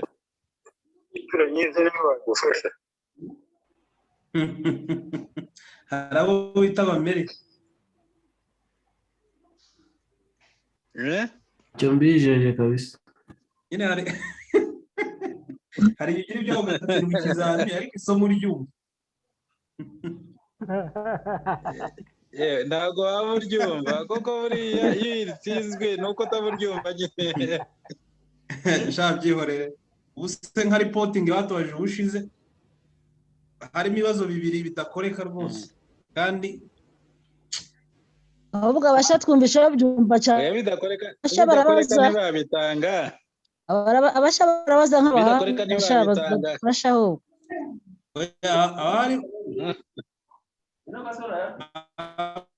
harimo abantu bamaze gukubitwa kenshi abo ni abaswa ariko abasha murabaza cyane muzadufasha ushaka zoom yo kusobanurira naho kabisa bizagenda biza kabisa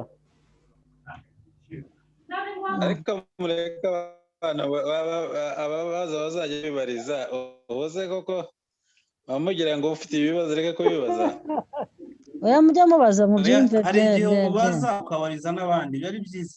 Yes nibyo byiza bizagenda biza ariko actually nge ndo dukwiye guma twiga online ibintu byo kujya kwicara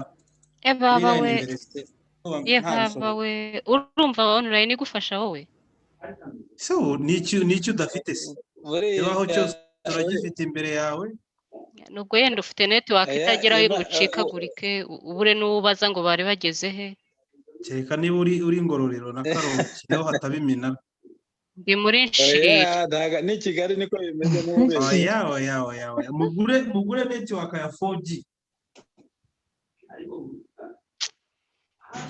ntabwo byoroshye. Natangiye kwiga nkoresha telefoni ariko nawe nta kigenda ndayashora ngura laptop ugomba kuba usevinga bino bintu Excel zizo zisevinga naho telefoni nta kintu wakuramo. Iravuba rero uzabone payback period ya positive ubwo washoye nyine.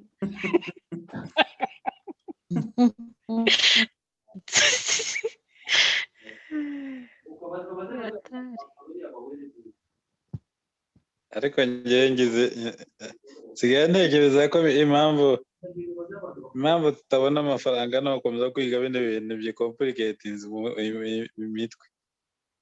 Ubwenge buva ku kibuno tujye twicara cyane tuzabitsinda. Padiri yajyaga avuga gutya.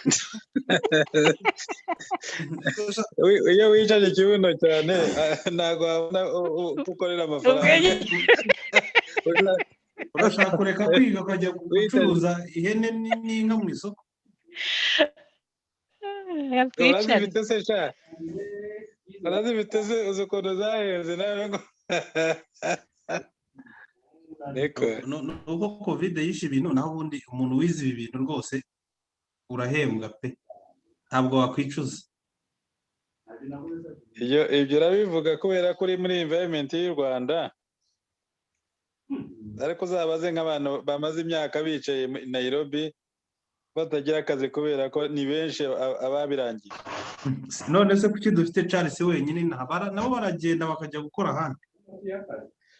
Oya, ni ukuvuga ngo buriya ushobora kugira ngo ufate decision yo kuvuga ngo ngiye mu kindi gihugu gukorerayo, decision iremereye. Nabo ntabwo babizi neza. Ntawe uzi wigishaga iri somo ubushize witwa Elijah, wabonye yigisha gute? Kinini kibyibushye. Abantu yaroze na n'ubu burozi bwabahezeho. Aba professionals muri turacyafite bakeya, mujye murebera kuri website. Ariko buriya umuntu afite urupapuro ntiwavuga ngo ntabwo abizi, ahubwo yenda ashobora kunanirwa kubitanga. Nyine ntabwo yakora abizi. None se abizi. Kwigisha ni ikindi. Kwigisha ni impano. Oya, kwigisha birigwa.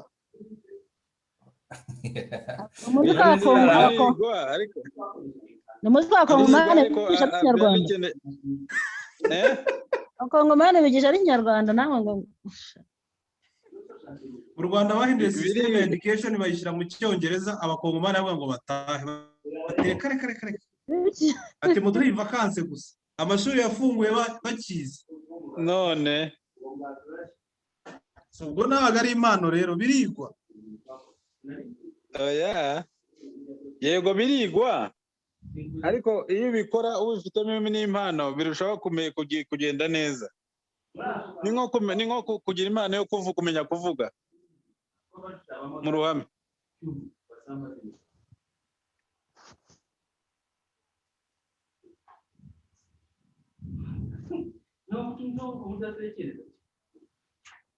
Ese watekereza umuryango ibyo mwigurira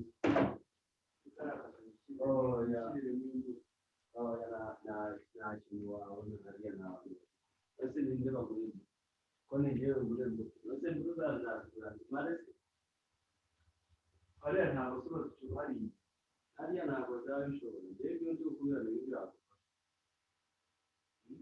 rero ndi gukubwira abacuruzi bose bagufatira ingati n'amana nake icyo ntabwo zigenda cyane ariko ukora gake gake ukoze nziza nazo baragira n'isambusa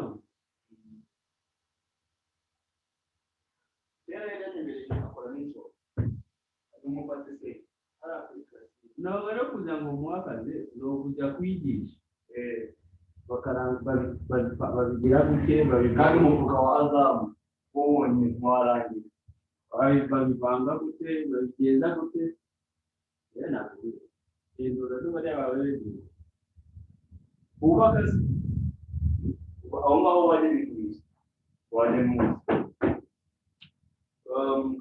bakinisha ku gisozi hariya bakorera byose hariya ku gisozi bakakubwira bagakora ntazakora tutorere bagakora bakubwire amafaranga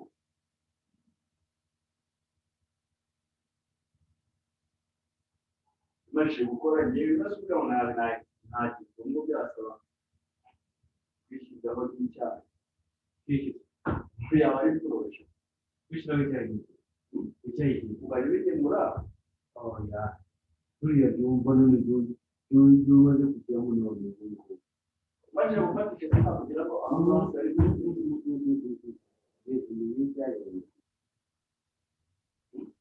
nyamara wajya ubijyana ariko kugira ukagera mu kazu ka sitopu uramaze kuvuga akazu ka sitopu icyo ugomba kuvuga ni ugushaka nk'icyo tukagura n'icyo amagare ebyiri ugashaka abantu bakagenda baba bashaka iyo ni byo wavuga igare ry'umunyegare wagiye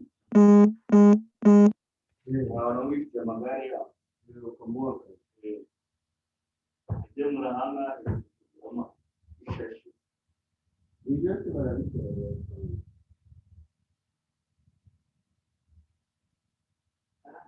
yampaye nimero z'umuzamu umuntu abona hanze uko ariko bazi cyatangiye bikavuga ngo umuntu abona isuku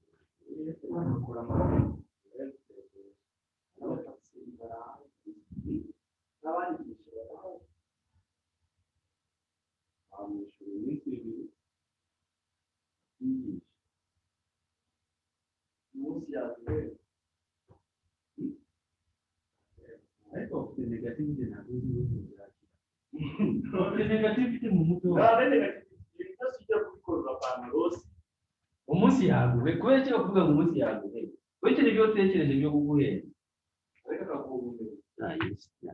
izo negativity yawe ntabwo zikora mu isi yawe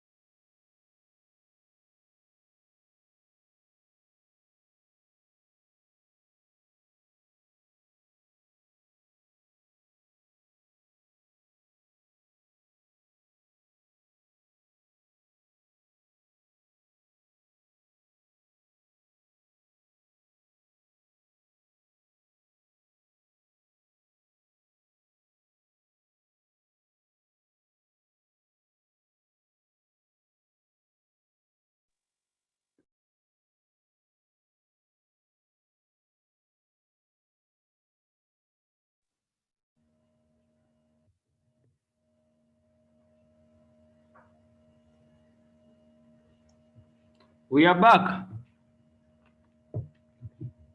Hello? Yes, sir. We are back. Yes, sir. We are there. Okay. We are ready. Allowing for inflation and taxation in investment appraisal. So let's look at another part of investment that is allowing for inflation and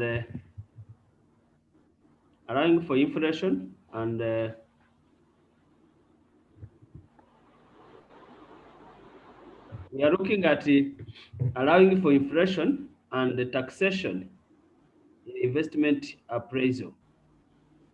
Of course, we know that inflation affects our investment decision. So as taxation. So we are going to look at these two important components in our investment analysis. So let's look at first allowing for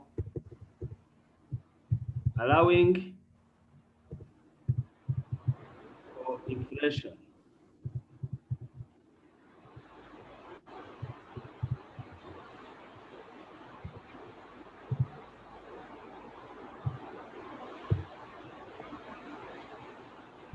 Allowing for inflation.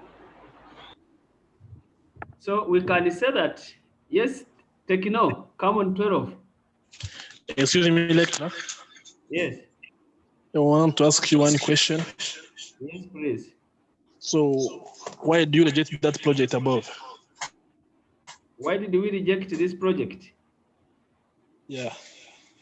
Because we look in the last year, we still need the money to. We are not covering our initial investment. Oh, that is why. Yeah. Oh, thank you.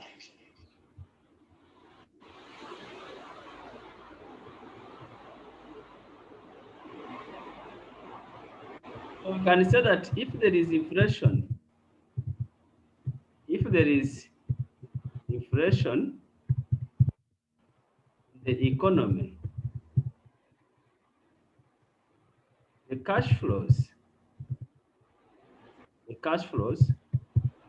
would be adjusted with the effect of inflation, or with the inflation rate. When you are having inflation,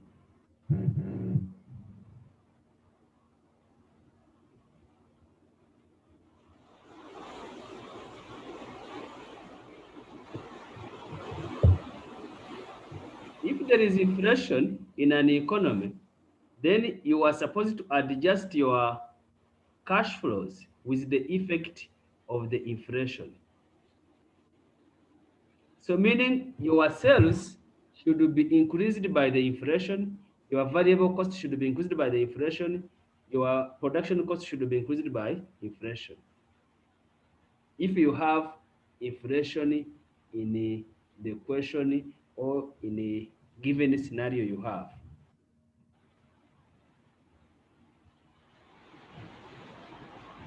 So before we look at the relation, I want us to look at what's called the real rate. A real rate is the rate without considering the effect of inflation. The rate without considering the effect of inflation, we call it a real rate. If it is a cash flow, we call them real cash flow. If we don't consider the effect of inflation. Now we have what we call a nominal rate. Nominal rate. The nominal rate is the rate after considering the effect of. If you adjust for the effect of inflation, then that rate, we call it a nominal rate. The cash flows are called nominal cash flows. So if the question says that the cash flows are in nominal terms, meaning they have already adjusted the inflation. If they say the cash flows are in real term, it means those cash flows have not been adjusted for the effect of inflation.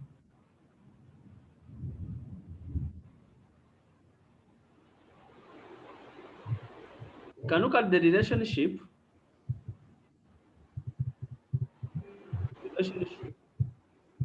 between nominal rate and real rate. So let's look at the relationship between the nominal rate and the real rate. So this relationship is given by 1 plus our nominal rate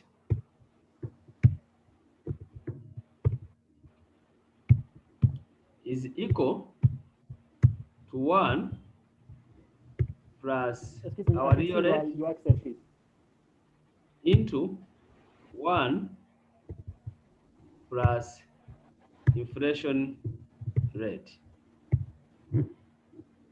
where NR is a nominal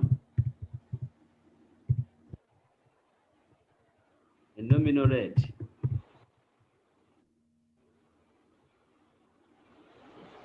RR is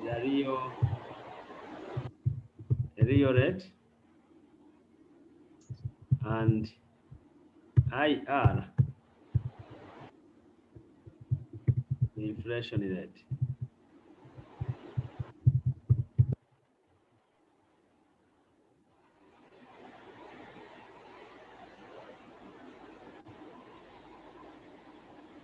So if you look in this term is also abbreviated as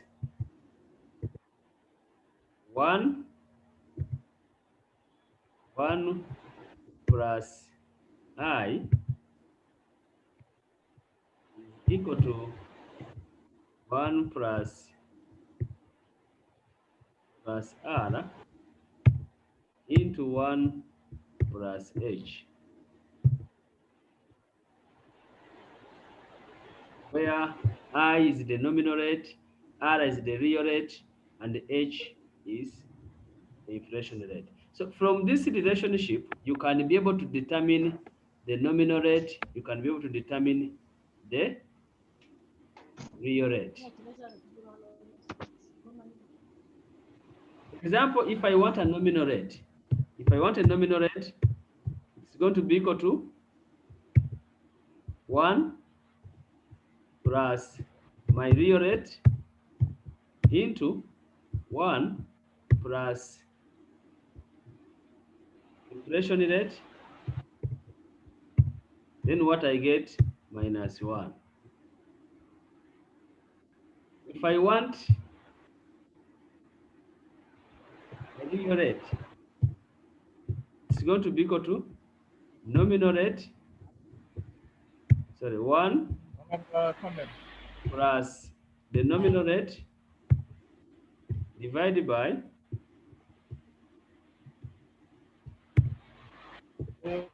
ubaza 1 ese plus uko nakwitiranye nari nakirehe kwe na ntuza real rate, inflation Yeah. rate,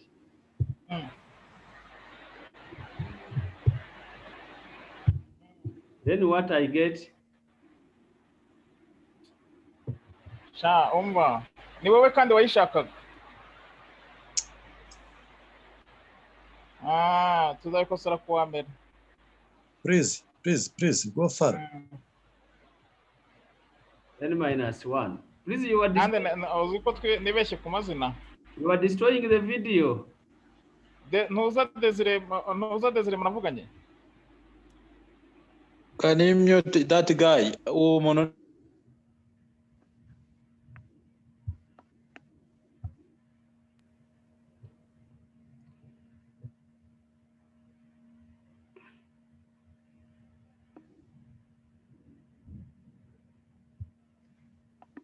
Question. Yes, Dativa. Yeah, I'm asking you the second formula, those letters stand for what? 1 plus I is what? It's the same as this. If you go in the books, that's how it is written. I is the nominal rate. Okay.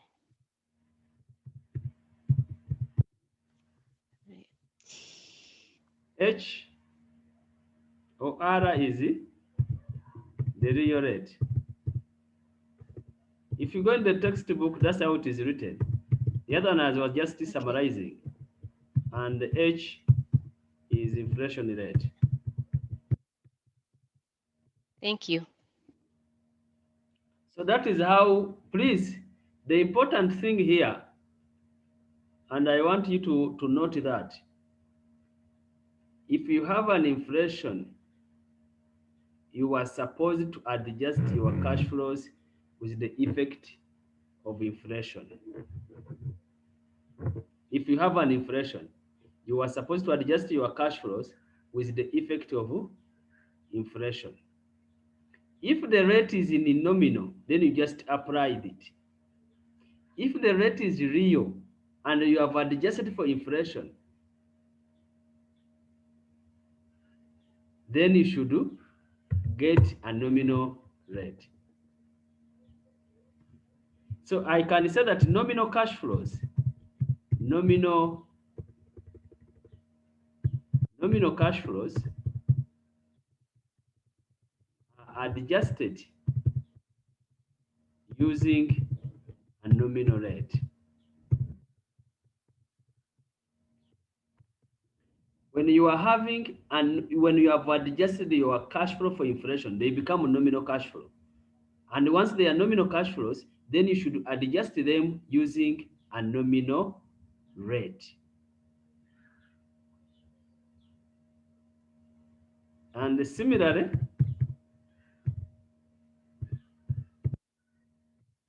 real cash flows should be adjusted using the real rate. If you are dealing with real cash flows, then you should discount them using real rate. And if you are dealing with nominal cash flows, then you should discount them using nominal rate.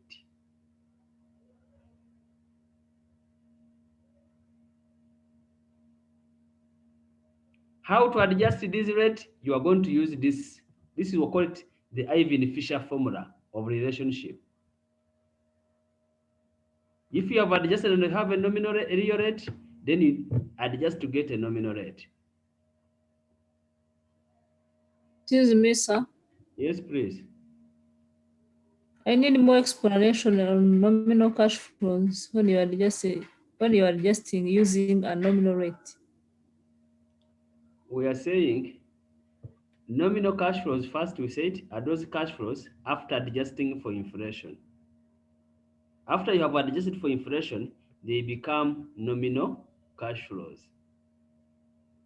When you are discounting those cash flows, you should use a nominal rate, a rate that you have adjusted for inflation, which is this one.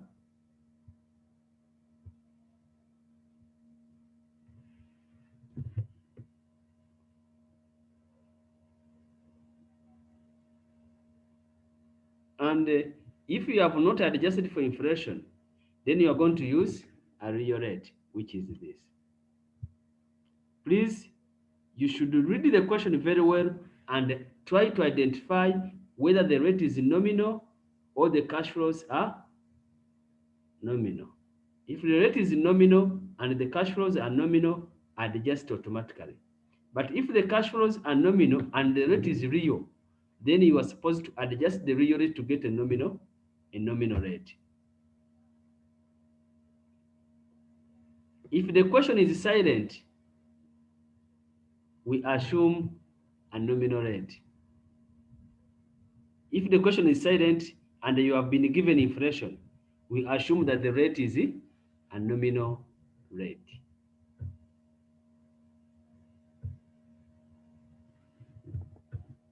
I don't know if you have a question. I'm seeing some. I think, Osengimana, that is what I've replied.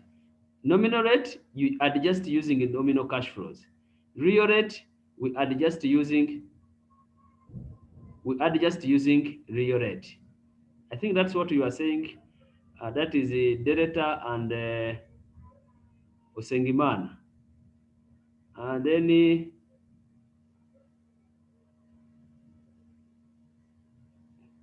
someone is not getting the screen. Please, I don't know. Others, are you getting the screen? Now it's okay, sir. It's okay. Yeah, you are getting it. Okay.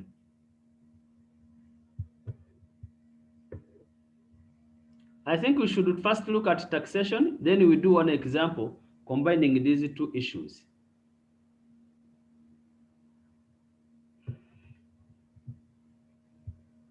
We can first look at taxation, then you can combine the example for all.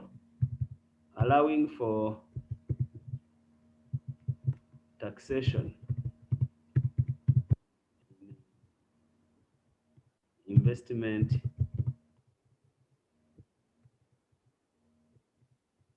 appraisal. Allowing for taxation in investment appraisal.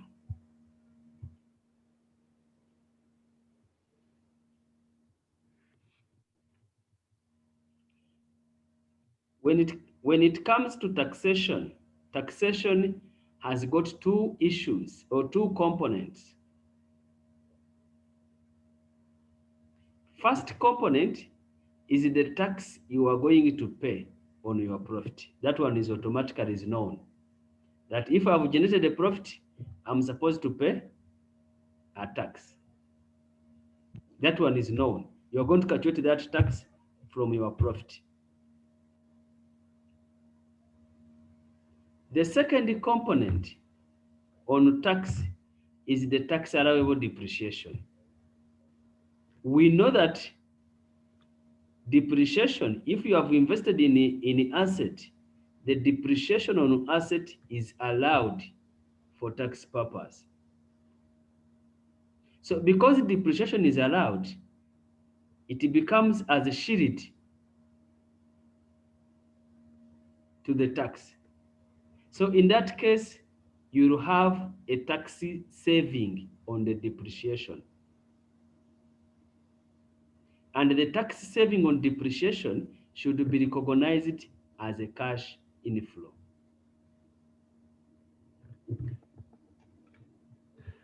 So we can say that taxation in investment appraisal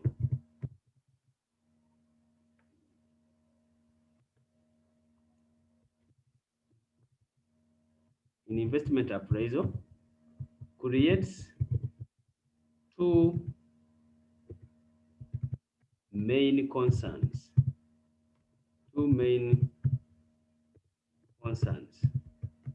That is the tax paid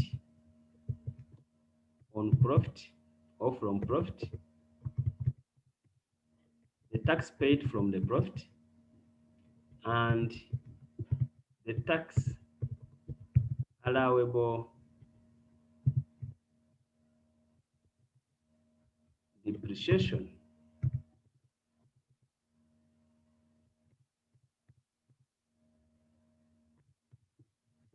Those are the two main concerns we are talking about, which are on when in taxation in investment appraisal. You are looking at the tax you pay on your profit and then the tax allowable depreciation. The tax on profit, that one is automatic. You calculate it from your profit. What is going to be important is to know the timing. When are you supposed to pay those taxes? Are you paying 1 year in area, or you are paying in advance?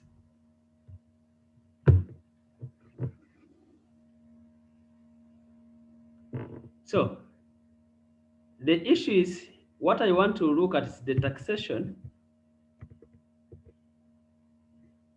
the tax allowable depreciation.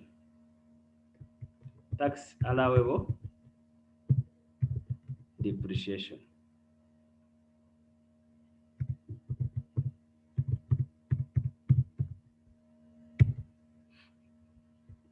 Sometimes we abbreviate as that, or sometimes we call it tax saving.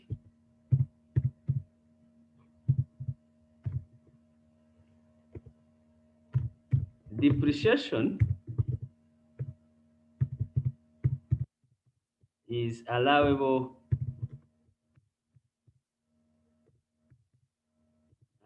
expense for tax. Depreciation is an allowable expense for tax. So because because it is allowed for tax, because it is allowed for tax, it reduces the tax being paid, and thus creating a tax saving.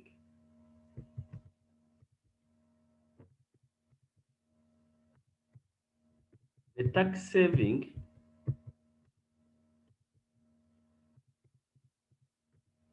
created is recognized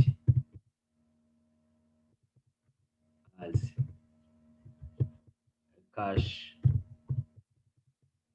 in.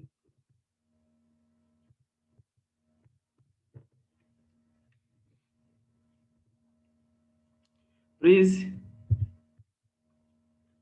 when you are having a depreciation or when you are having a tax and you are having a depreciation, look at the two important issues. First, look at the tax you are supposed to pay on your profit. And three, look at the tax allowable depreciation, which is going to be a saving that you are making by investing in an asset or by depreciating the asset. That saving has got an effect on our cash flows, and therefore we recognize it when we are analyzing a project.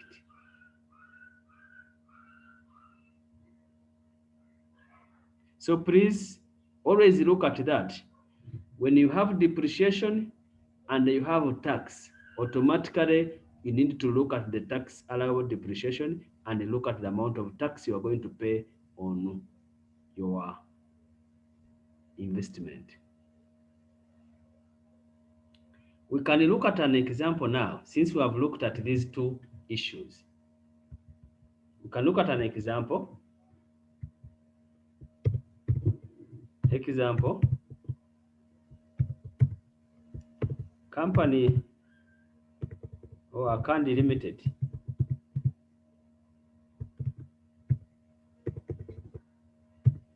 Kandi Limited is evaluating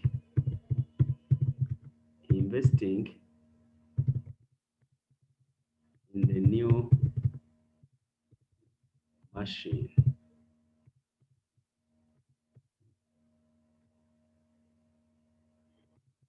The cost of the machine is 30 million, and will have a residual value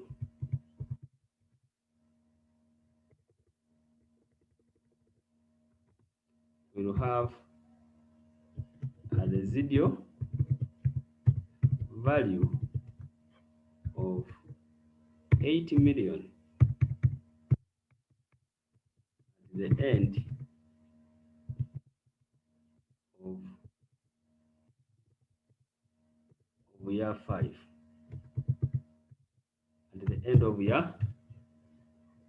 end of year 5.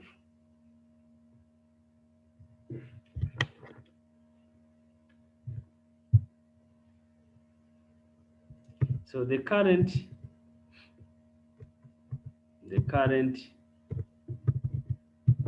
demand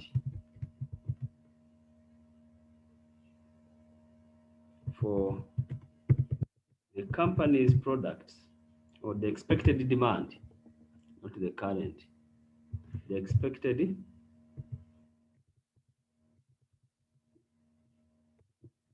demand for the company's product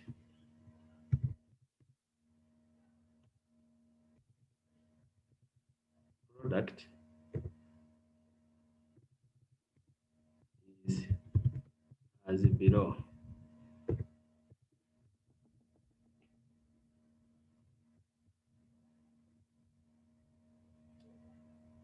This is year 1, year 2, 3, 4, year 5. These are units. This is 20,000 units. Say 80,000.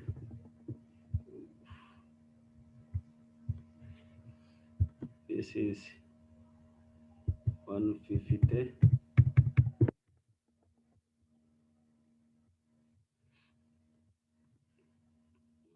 250.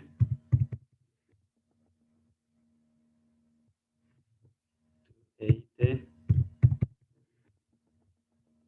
And 300,000.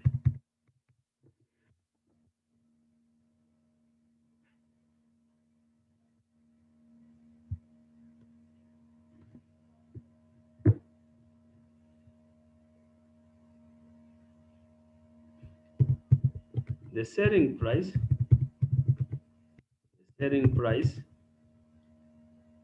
is 200 francs per unit in current terms.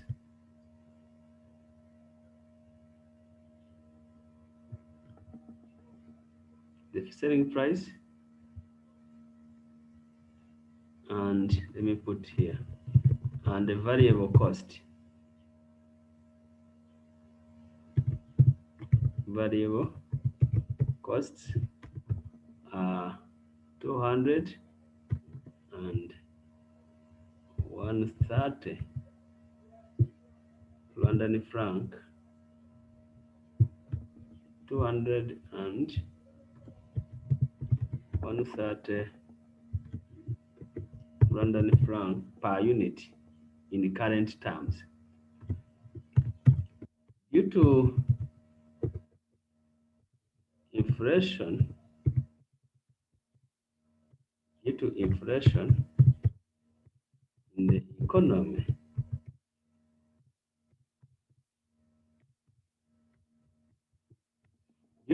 in the economy, the selling price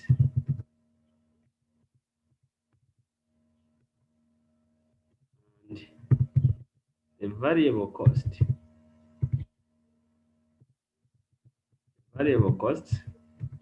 are expected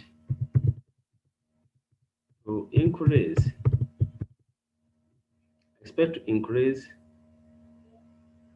by 4% and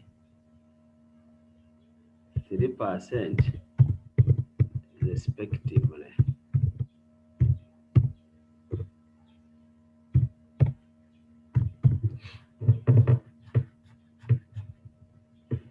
Expected to increase by 4% and 4% respectively. The fixed production cost,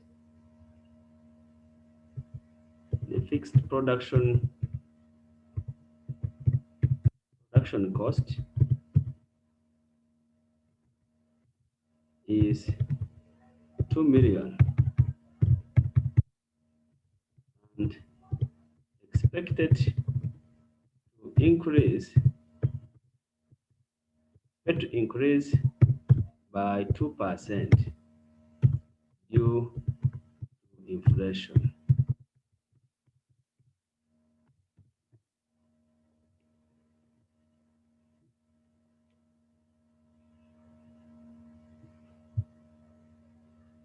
The machine will rest in an old building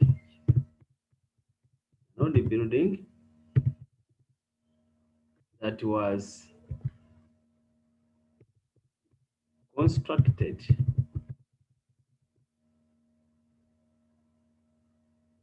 at 20 million 5 years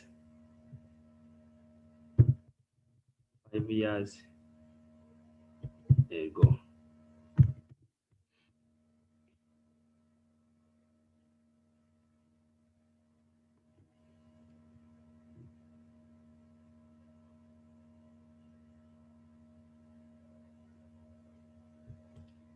the new machine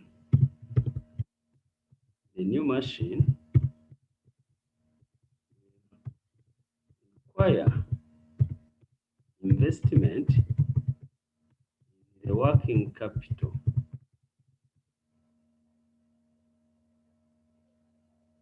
In working capital, or we can review this one first. Maybe we shall look at this one in another example.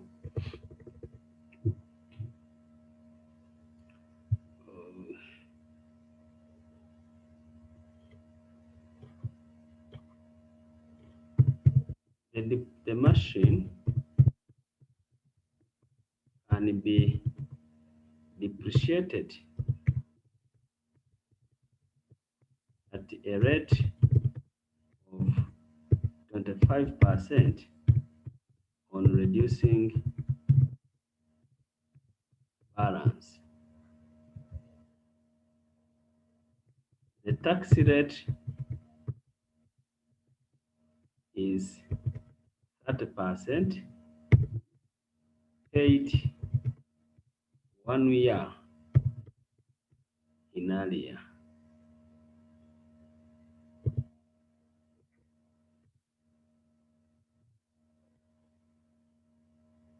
How do you write earlier?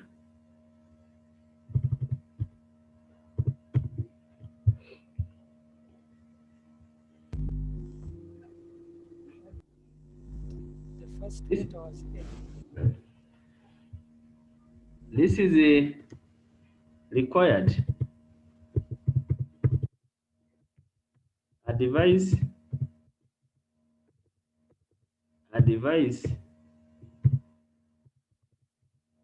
the management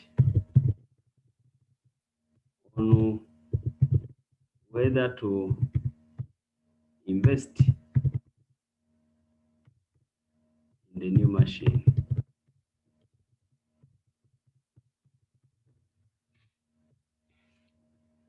Let's look at this simple example. Let me see what you are saying in the chat room. It is earlier. I wrote wrongly. No, I'm seeing many. I think that's what I've written earlier. What have I written? Yeah. So let's look at this. Now, when I'm handling this, I need to get first my sales revenue. So I will make first working. I'll make my first working one sales, my sales revenue. That's going to be my first working. And how am I going to tackle it? I have year 1, year 2, year 3, year 4, year 5. I have my units here. I can copy these ones. These are my units.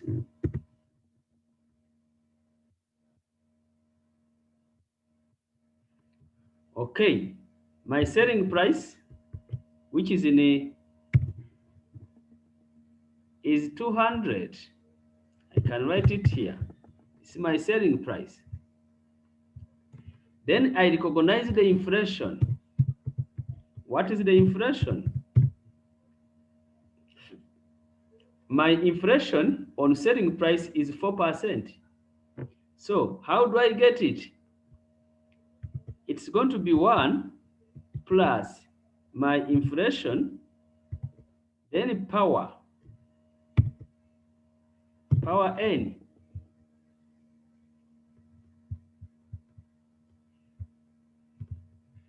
So I come here, I put it is 1 plus my inflation 0.04,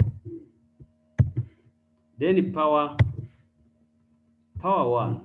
Then I have the inflation rate here in year 1. Then I can scroll here to get the inflation for other years. Maybe I can limit to 3 decimal points, maybe.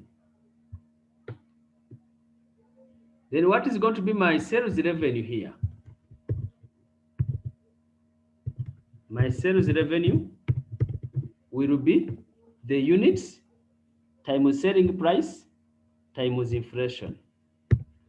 Units times selling price times inflation. I get my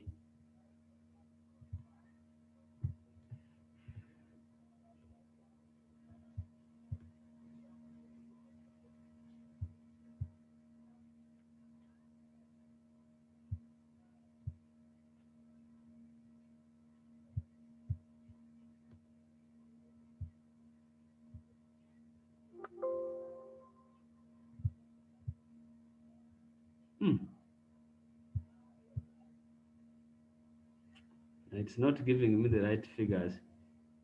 Oh, the figures are very, okay, maybe after that we shall get. That is my sales revenues. Okay, I can go to working two. Working two, which is going to be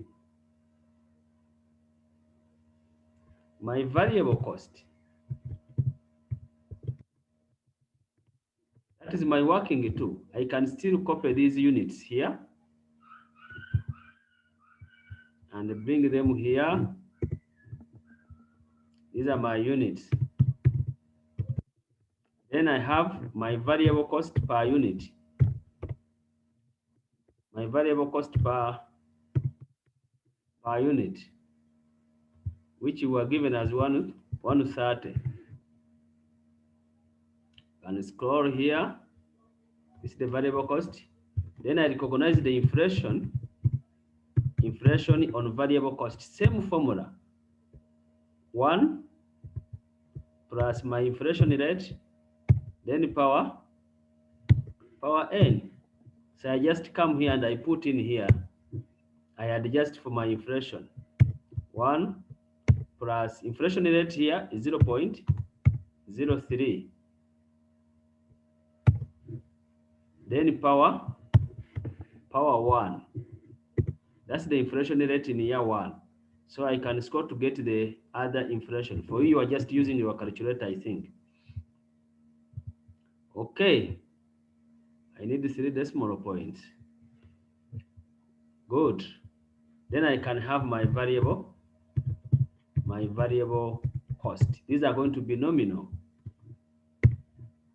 Okay, it's going to be my units times my variable cost per unit times my inflation. Okay, I have that.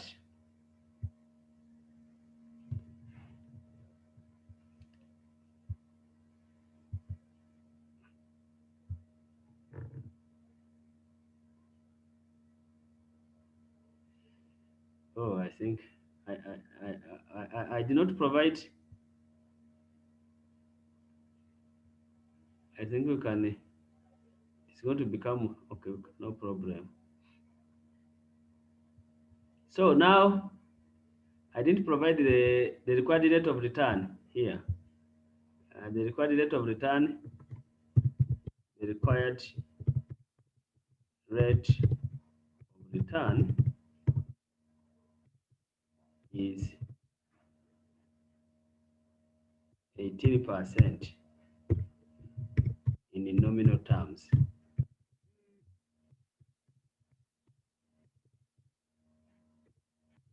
So I did not put the required rate of return. So I have my variable. I have the variable cost here. Then I can go for my working 3, which is now the fixed production cost. Fixed production cost.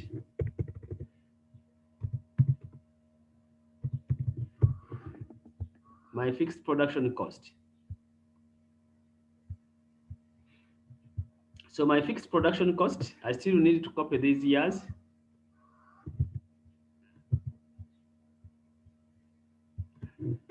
They told us it's going to be, the fixed cost is,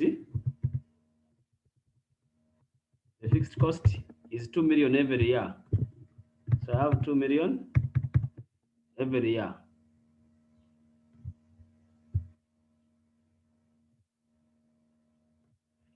Then I recognize inflation on fixed cost, which is going to be 1 plus my 0.02, which is our inflation power n. So it's the one I'm putting here. It is 1 bracket 1 plus 0.02 power. Oh, what have I done? Power this.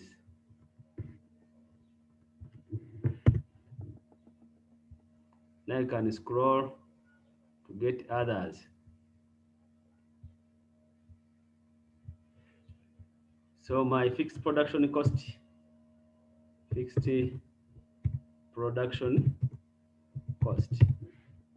which is now nominal. I can get this times my inflation. I get my fixed production cost, which is nominal now.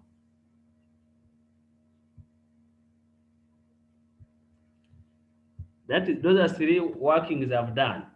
I can go to my working number 4. Working number 4 is tax allowable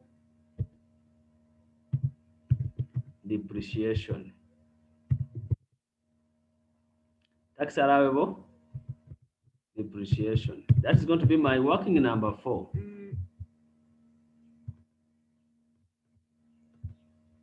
So here I'll have with the depreciation. I can ignore the accumulated. I only recognize the book value or the net book value. The net book value. Then I have the tax allowable depreciation, or what we call tax saving. Tax saving, which is at 30%. Okay. Now we have year 1, year 2, year 3, year 4, and year 5. So remember, the cost of the asset is how much? Our cost. Our cost is 30 million, the cost of the machine. The residual value, they told us, our residual value,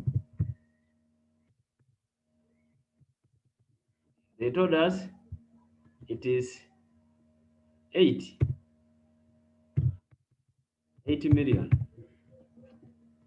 Then we have our tax rate, our depreciation rate. Depreciation rate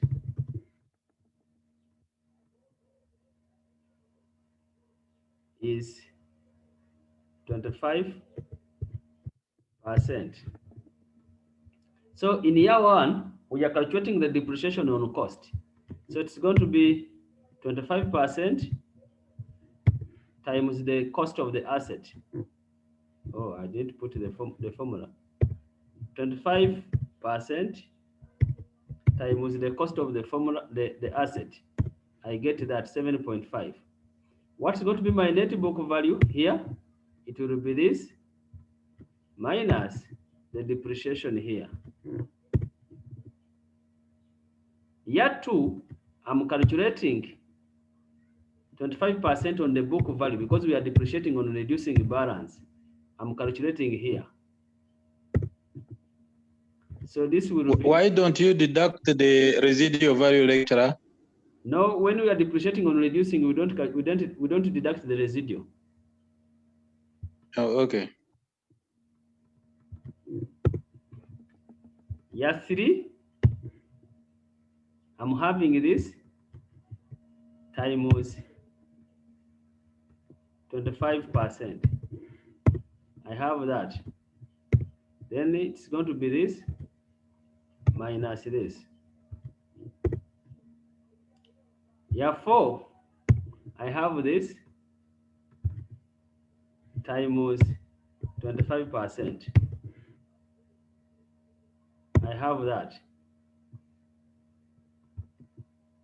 Then it is this minus this. Now I want you to look at this. This is where the complication comes now. Now, when you reach year 4, it means you are beginning year 5 when the asset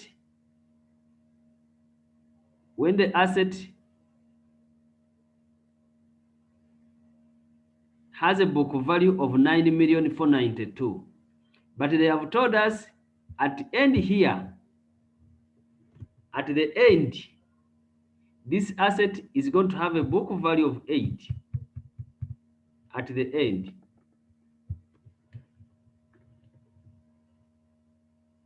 I don't know if you are getting each other. At the end, the asset is going to have a book value of 8. Meaning, we are going to have a loss. We are not calculating a depreciation, but we are calculating a loss of this minus this.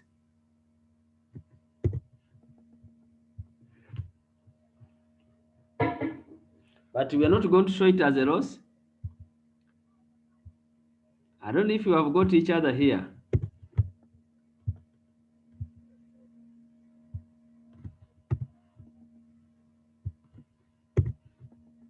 Hey, what is wrong?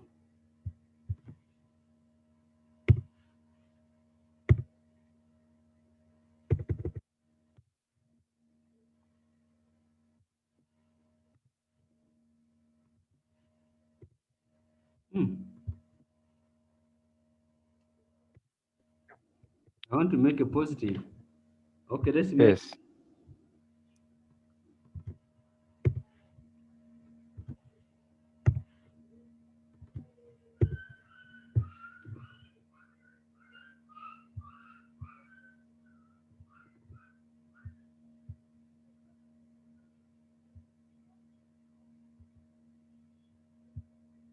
So another way is to calculate a loss on disposal. Loss on disposal. Loss or gain on disposal. Loss or gain on disposal. What we do is to get the residual value, which is 8, we less. In that time, you assume that the asset at the end of year 5, it is disposed of. It's disposed of. We less the book value, which in this case is 9. This is what we assume always. Yes, please. 9,492,188. So in this case, it is a loss of this minus this.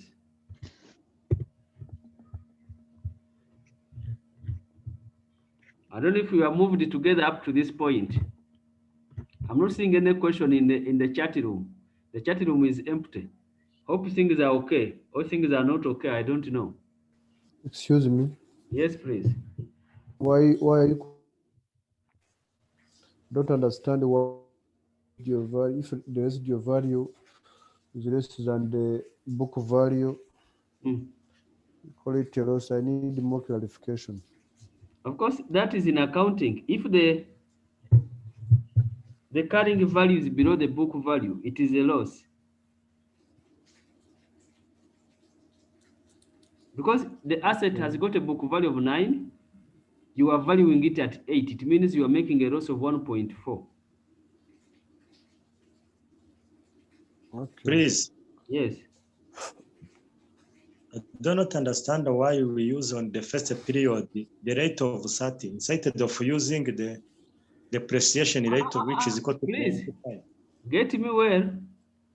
We have not used the 30 to calculate depreciation. We have used 25. I think I can click here and you see 25%. If we say we take 7,000,025 times 25, we may get 22 millions. No, 500. We are not getting this.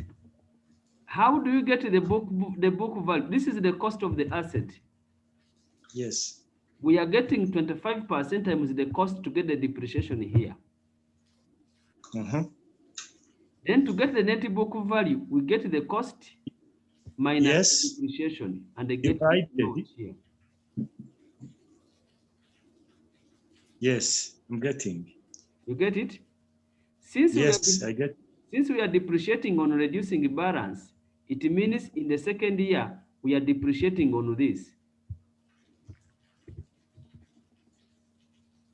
which we get here. On the third year we depreciate on this. Fourth year we depreciate on this. That's how we move. Yes. I was explaining this last part. This last year we don't calculate depreciation because the asset is going to be disposed. So we don't calculate depreciation on the last year.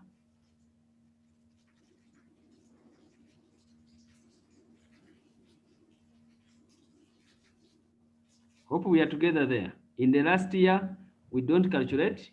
We only calculate a gain or a loss. And I want to note this. If you get a gain, you recognize a tax payment. If you get a loss, that's when you recognize a tax saving.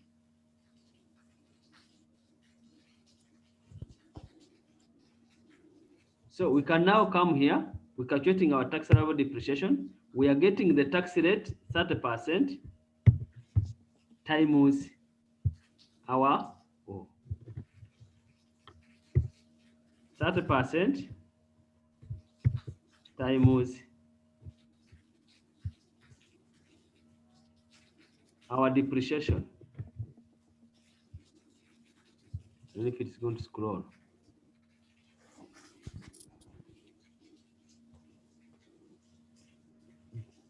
This is going to be the tax saving.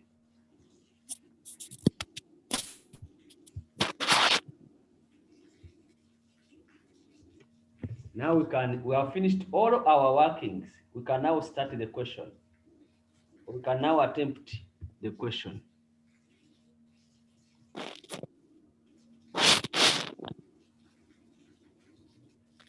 So we are beginning. Year 0. Pardon. Yes, year 1, year 2. Yes, I'm getting 3. Year 4, year 5, and year 6. Yes, please.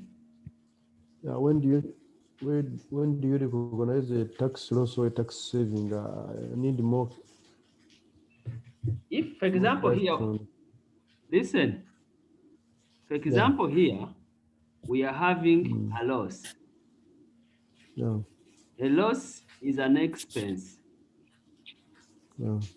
So because a loss is an expense, we recognize a saving in tax on it. Yeah. If we had got a gain, a gain is an income. Yeah. We would have recognized a tax to be paid. Okay. Is it okay? Yeah. Can we start? Our initial investment?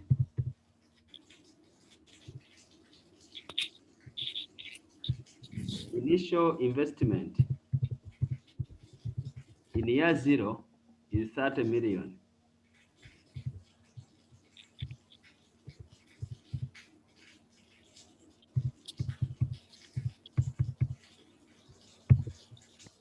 But we said we have a residual value of 80 million at the end of year 5. So year 5, we are having 80 million. I think it was Dativa who asked me this question. If you had a residual value, I don't know if it was Dativa or someone else. If you had a residual value, we recognize it as an income at the end. Now we can recognize our tax saving. Again, another question. Yes. Why do we, excuse me? Yes. Why do we normally take the initial investment as a negative? Because you are investing the money, it's going to be outflow. Okay. Remember, the tax is paid in earlier. That's what is in the question.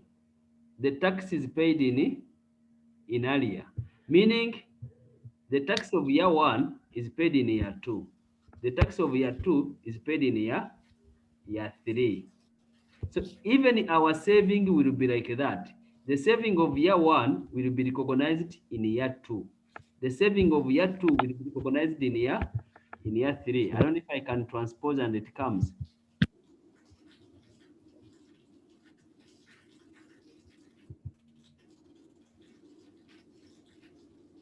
Oh, what is it copying?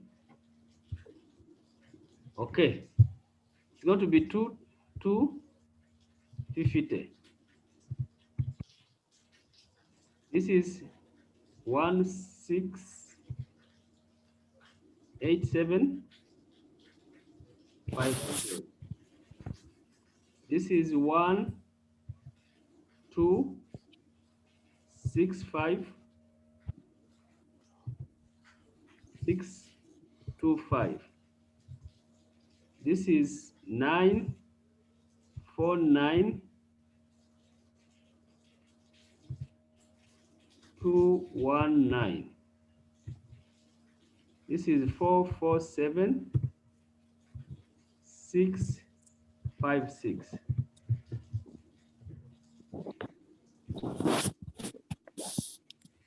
Then we can recognize our sales revenue. Our sales revenue,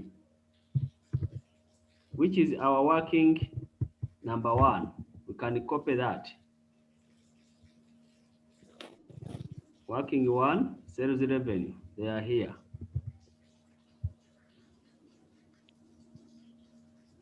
I can copy them here from year 1. Then I can recognize my variable cost.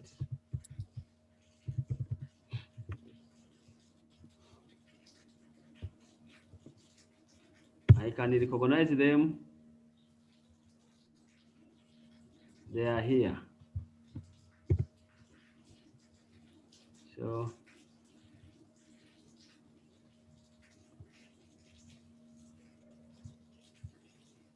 that is my variable cost.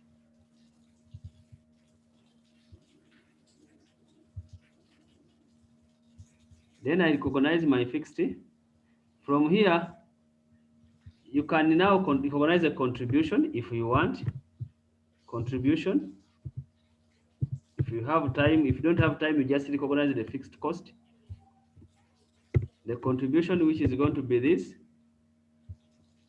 Don't include the saving when you are computing your profit. The saving should be recognized when you are in cash flows. Then I can recognize my fixed production cost. Fixed production cost, which is my working 3. This is working number 2, and this was working number 4. Working number 4. My fixed cost, I think it is here. I can also copy it. Fixed cost, it is this one. So I can scroll it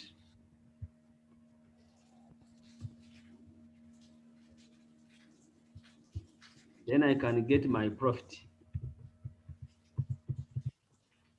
which is this.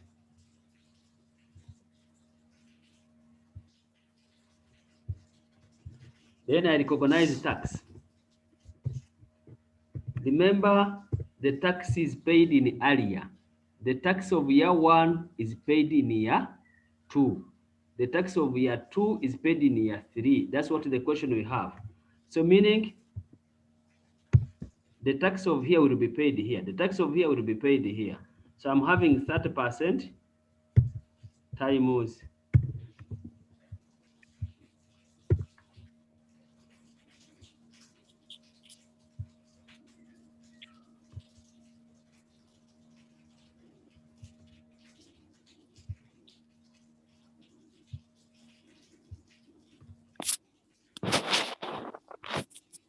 so I can have my net income.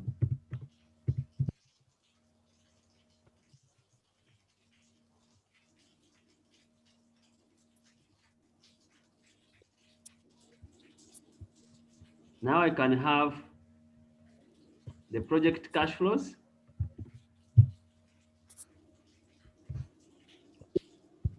Or my net cash flows. Net cash flow. So I recognize my initial investment here. The initial investment, which is this. Now here, I only recognize this. Or I can get this as this.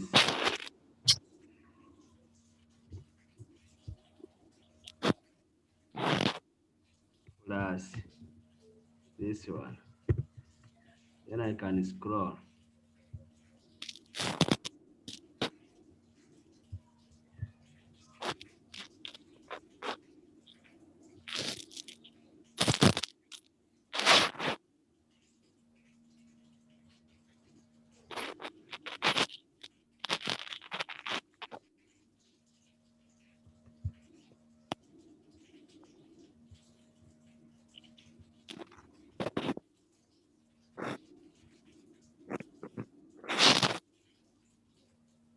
Now,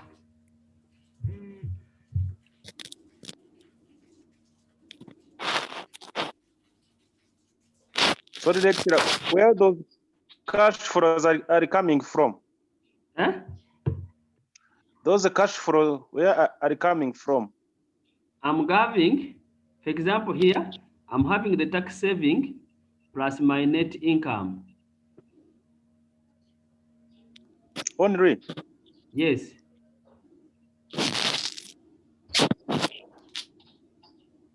As the initial investment. Here, I'm only in year 0. I'm only recognizing the initial investment because I don't have anything here. I'm only recognizing the initial investment in year 0. Year 3, net tax saving plus net income. But when I come to year 5, I have the residual value. Is it okay? Plus our tax saving plus net income.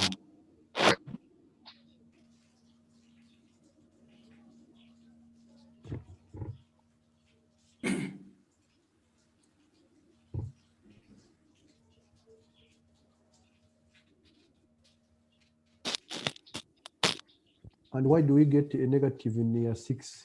Negatives only. Yes, year 6, we only have a tax because year 6 we include it because the tax is paid in earlier. If the tax was not being paid in earlier, year 6 does not exist because our project ends in year 5.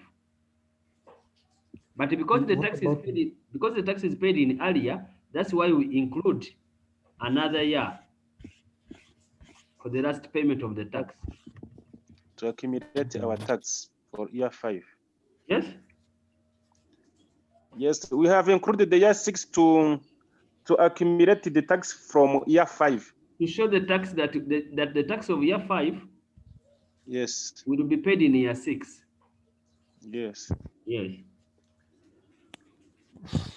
Oh. Amahoro. Can we move on? Yes, we can. So we now recognize our PV factor, which is 18%. 18%. Remember, they told us it was nominal. If it wasn't nominal, we would have to adjust to get a nominal rate. But the question told us it is a nominal, so we don't need to adjust. So it is the same here, equal sign, 1 divided by 1 plus 0.18 power 0. Then I can scroll to get for other years.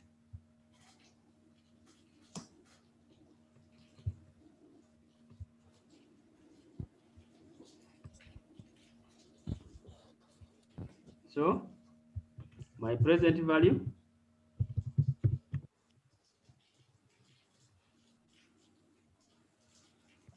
I'm having this. What is that 18%? It is what? The present value factor. Okay. Times this.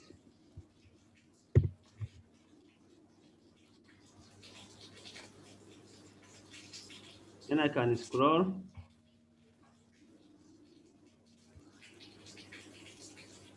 Then I can my zeros.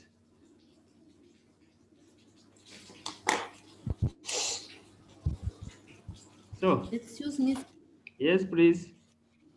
why there is no tax saving at year 1? Because I don't understand. because the saving is in earlier. The tax is paid in earlier. It means the saving of year 1 would be realized in year 2. Yes. Okay, got it. Thank you. Welcome.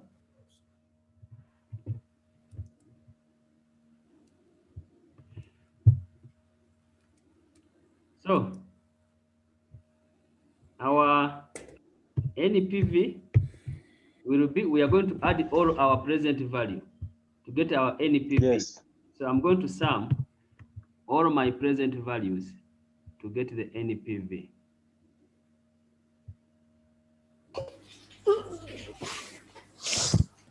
So my NPV is positive. Therefore, I should accept the project. Invest. Or invest. You should advise the company to invest in the project.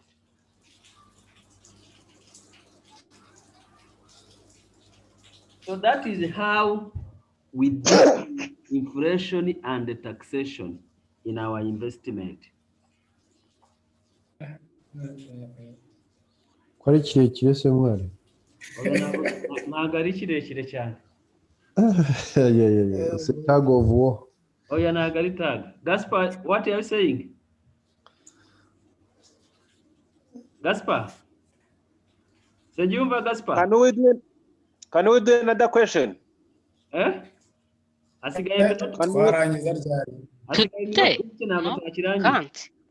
Ntabwo twakirangiza. You're tired. Yeah, very tired. Maybe you can do another question since I'm next. The class after this. Look, here the time we reserve for questions. Yes, that's what I'm. Yes. Let me first go to. Let me go to the chat room. I'm seeing many messages in the chat room. Namagaza. And this question is commonly coming in the exam. The question is on investment. That's how they are set. So someone will have to get the net cash flow. Net cash flow, as someone was said, the tax saving, where you have the residual value, also included the residual value plus the net income. That's how we get the tax saving. I'm not seeing many questions. It's only one question I think I'm seeing. I'm seeing Gaspard again. Gaspard, what is it? where we found profit. Profit, we get the contribution. Sir, question. Contribution minus production, fixed production cost, you get profit. Yes. Please.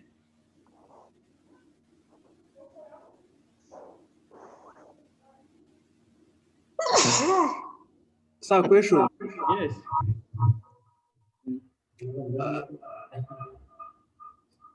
Tax allowable tax is allowed for tax purpose. Depreciation is allowed for tax purpose. Yes. Okay. So someone's NPV is a summation. Is the summation Present of value.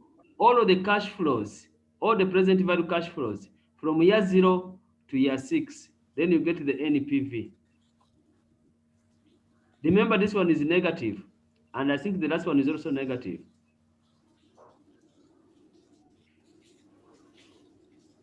But the year 6 is not included. You include, it is included. When calculating the NPV, we Yes. include it. Yeah, we include it. Why? Yeah? Why? Why? It's going to affect. It's going to affect your cash flows. Why our investment is ending in year 5, and then we include the year 6. There are some transactions from year 5 that are going to be paid in year 6. That is the question.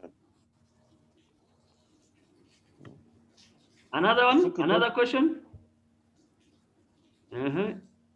Tax allowable is equal to what? The tax allowable depreciation, we get our depreciation, the depreciation times the tax rate. Depreciation times tax rate. That's how you get the tax allowable depreciation. Sorry, lecturer. Yes, please. Why while calculating the NPV, the total NPV, why include the year 6? Because it is a cash flow that are going to affect our project.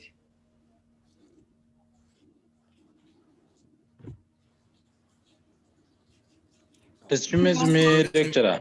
Yes, please.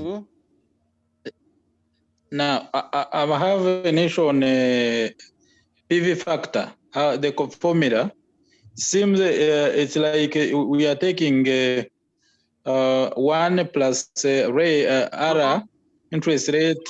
It is power minus the period. 1 divide by 1 plus R power n.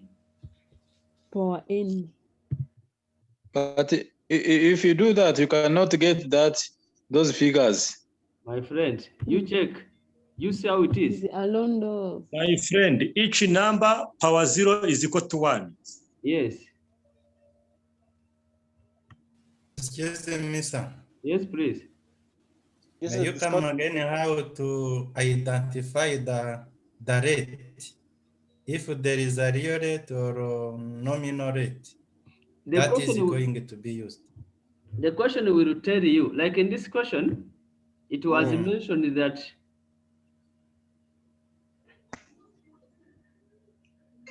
the required rate of return is 18% in nominal. It was mentioned. Nominal. It is, but if they say the required rate of return is 18% in real or in current term, then it means we would have to adjust using the other Fisher's formula to get the nominal rate. Okay. Yes. So that's when there is an inflation. When there is an inflation here. When there is an inflation, yes. What is the meaning of H? H is the inflation rate. From what you said. It's already given. Also, it is given. Yeah, it is given. Thank you very much. Where? Like in this question, it is there. Our sales price will increase by 4% because of inflation. It's okay? Question. Variable cost by 3%. Production cost and It's going to increase by 2% due to inflation. So those inflations are given. Yes, please. I'm also seeing some questions in the chat. Yeah, you have a question, sir.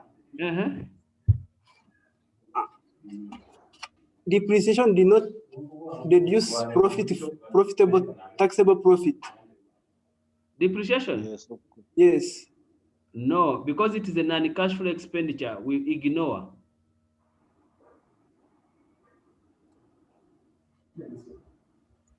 I didn't understand, sir. Yes? More explanation. Depreciation, you know, in some questions, you need to adjust depreciation, then after add back. That's what it's some textbook, but in some textbook, the depreciation is ignored in the calculation of tax.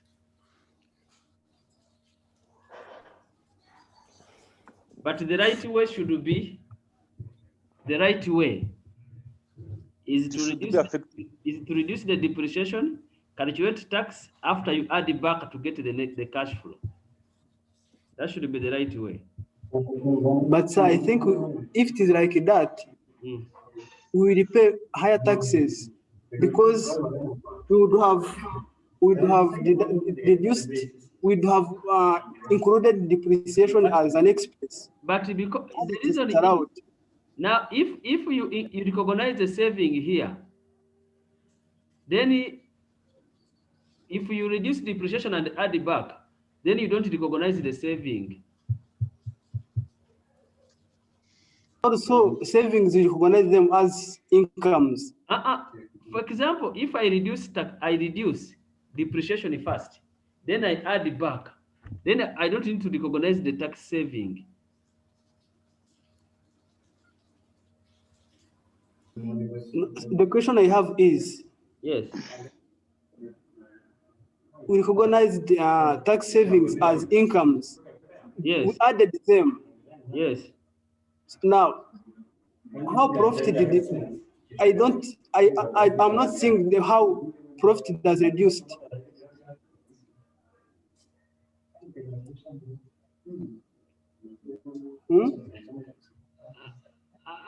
Really, if you look at it, if my income is say 1 million, and I have a depreciation of 500, then what some books do, or what others do, let me answer to my boss here.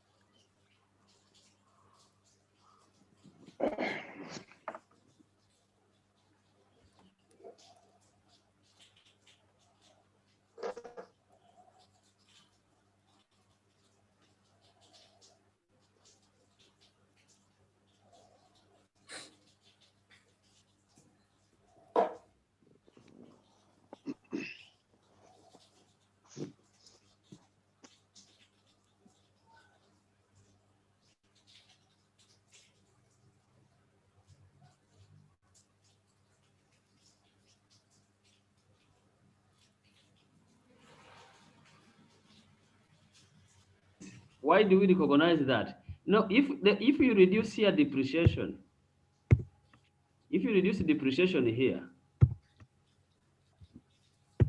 and you calculate tax, maybe 30%.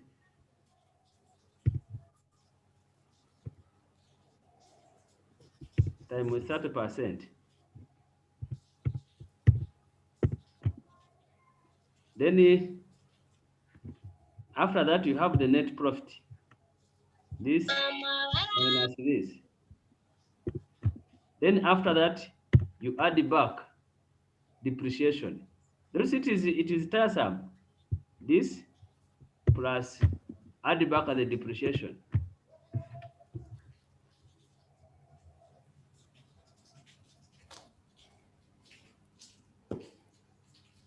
That is what you are saying. But now, what we have done, we got this. We got this minus, or we got this minus the tax. We calculated the tax from this amount. This times the tax of 30%. Hey, what I've done? I don't. Times 30%. Shall we say, 30%. I get that. Then my net income will be this minus this. Then I add back the depreciation rate. I add back a tax saving here. But that's going to depend how you depreciated. So if I depreciated maybe by 30%, I will I recognize 30%, 30%, 30% times my depreciation. And at the end,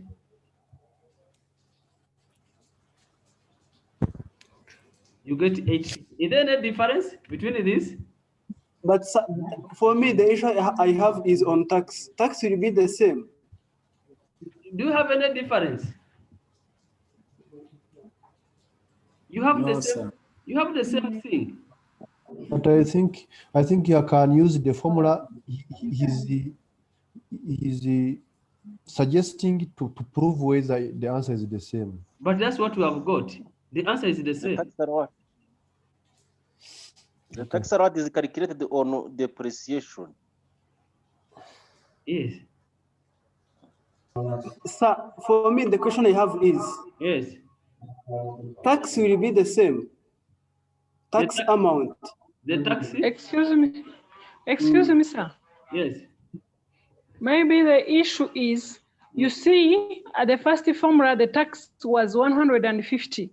And then the second one, the tax becomes 300. That's where he has an issue. That is the case.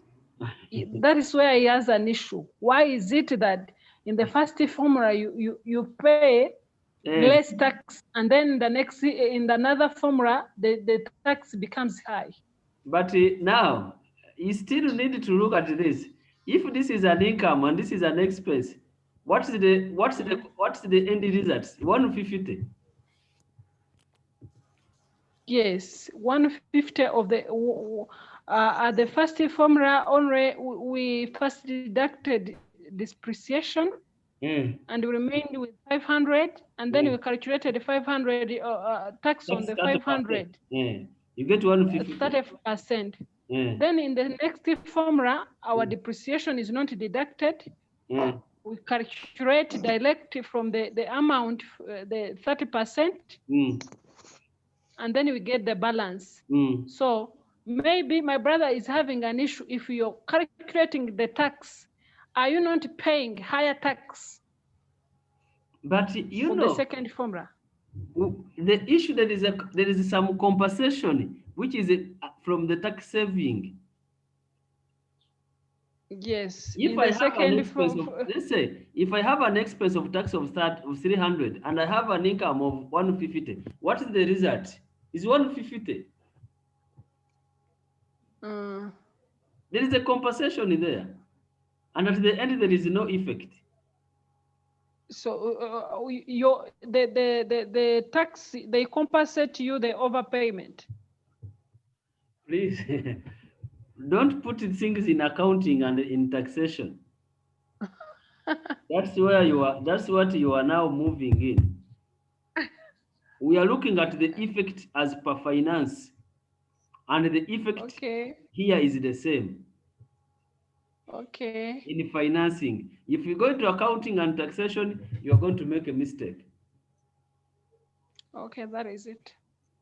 Yeah. Let's move on, please. So what is the implication or interpretation of that? Which one? That comparison of the taxi and the You know, someone was asking me, why didn't we first less the depreciation, we calculate the tax, then we add it back? I said, either steps may be correct.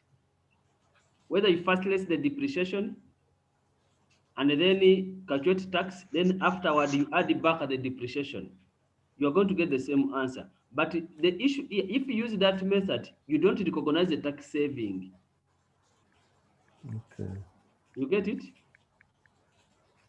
You don't show the tax saving on depreciation. What you only show, you have your profit, you less depreciation, you calculate tax.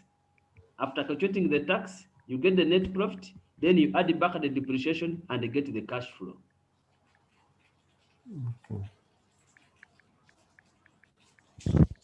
So now, if we have given profit before tax. Yes. If we have given profit before tax. Yes. It means that I think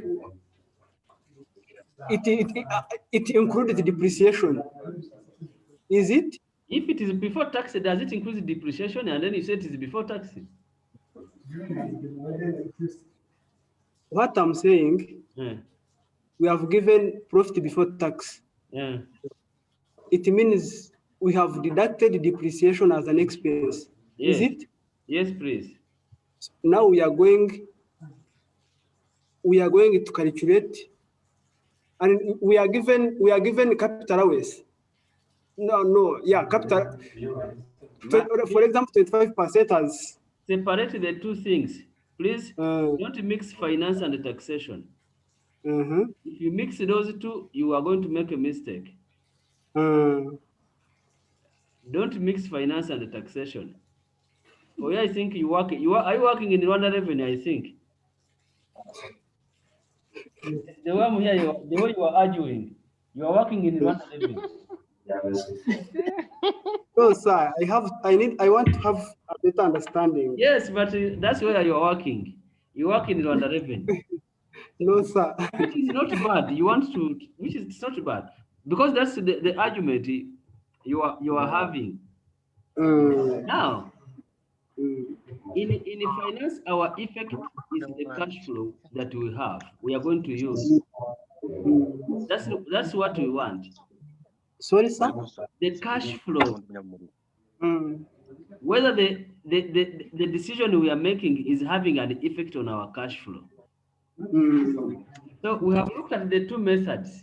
The first method where you first less the depreciation, calculate tax. After that, you add back a depreciation. You get 850.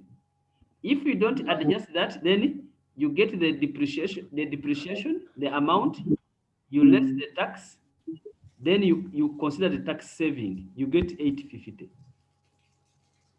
That is the cash flow that is going to help you to make a decision. Don't look at this one is going to be making overpayment. No, that is not an issue. It's not a taxation class. If it was a taxation class, then we would maybe look at overpaying and less paying. of tax. No, don't look at that. Look at the cash flow that you are going to get from the decision. Is it Nkusi? Is it okay? Yego, birumvikana. It's okay. Okay. So I think we are stopping here. Maybe I will send the Excel tomorrow after the tomorrow's class, when we have finished the other parts. No problem. Yes? No problem. Tomorrow we have a class at the same time, I think. Saba. So we meet tomorrow. Okay, sir. See you. Sir. Yes, please. I'm seeing many messages, but now if I start no, the class is tomorrow, not today. We have another class, please. Wait. Not today, tomorrow. Oh, okay. What time? You were telling me to, because I was responding to a student, I couldn't cut it. Okay, let me stop. Oh, I've even been talking and then. At what time? Tomorrow the class starts at 1. Okay. Yes, sir. Okay, good evening. Good evening. Thank you. Thank you.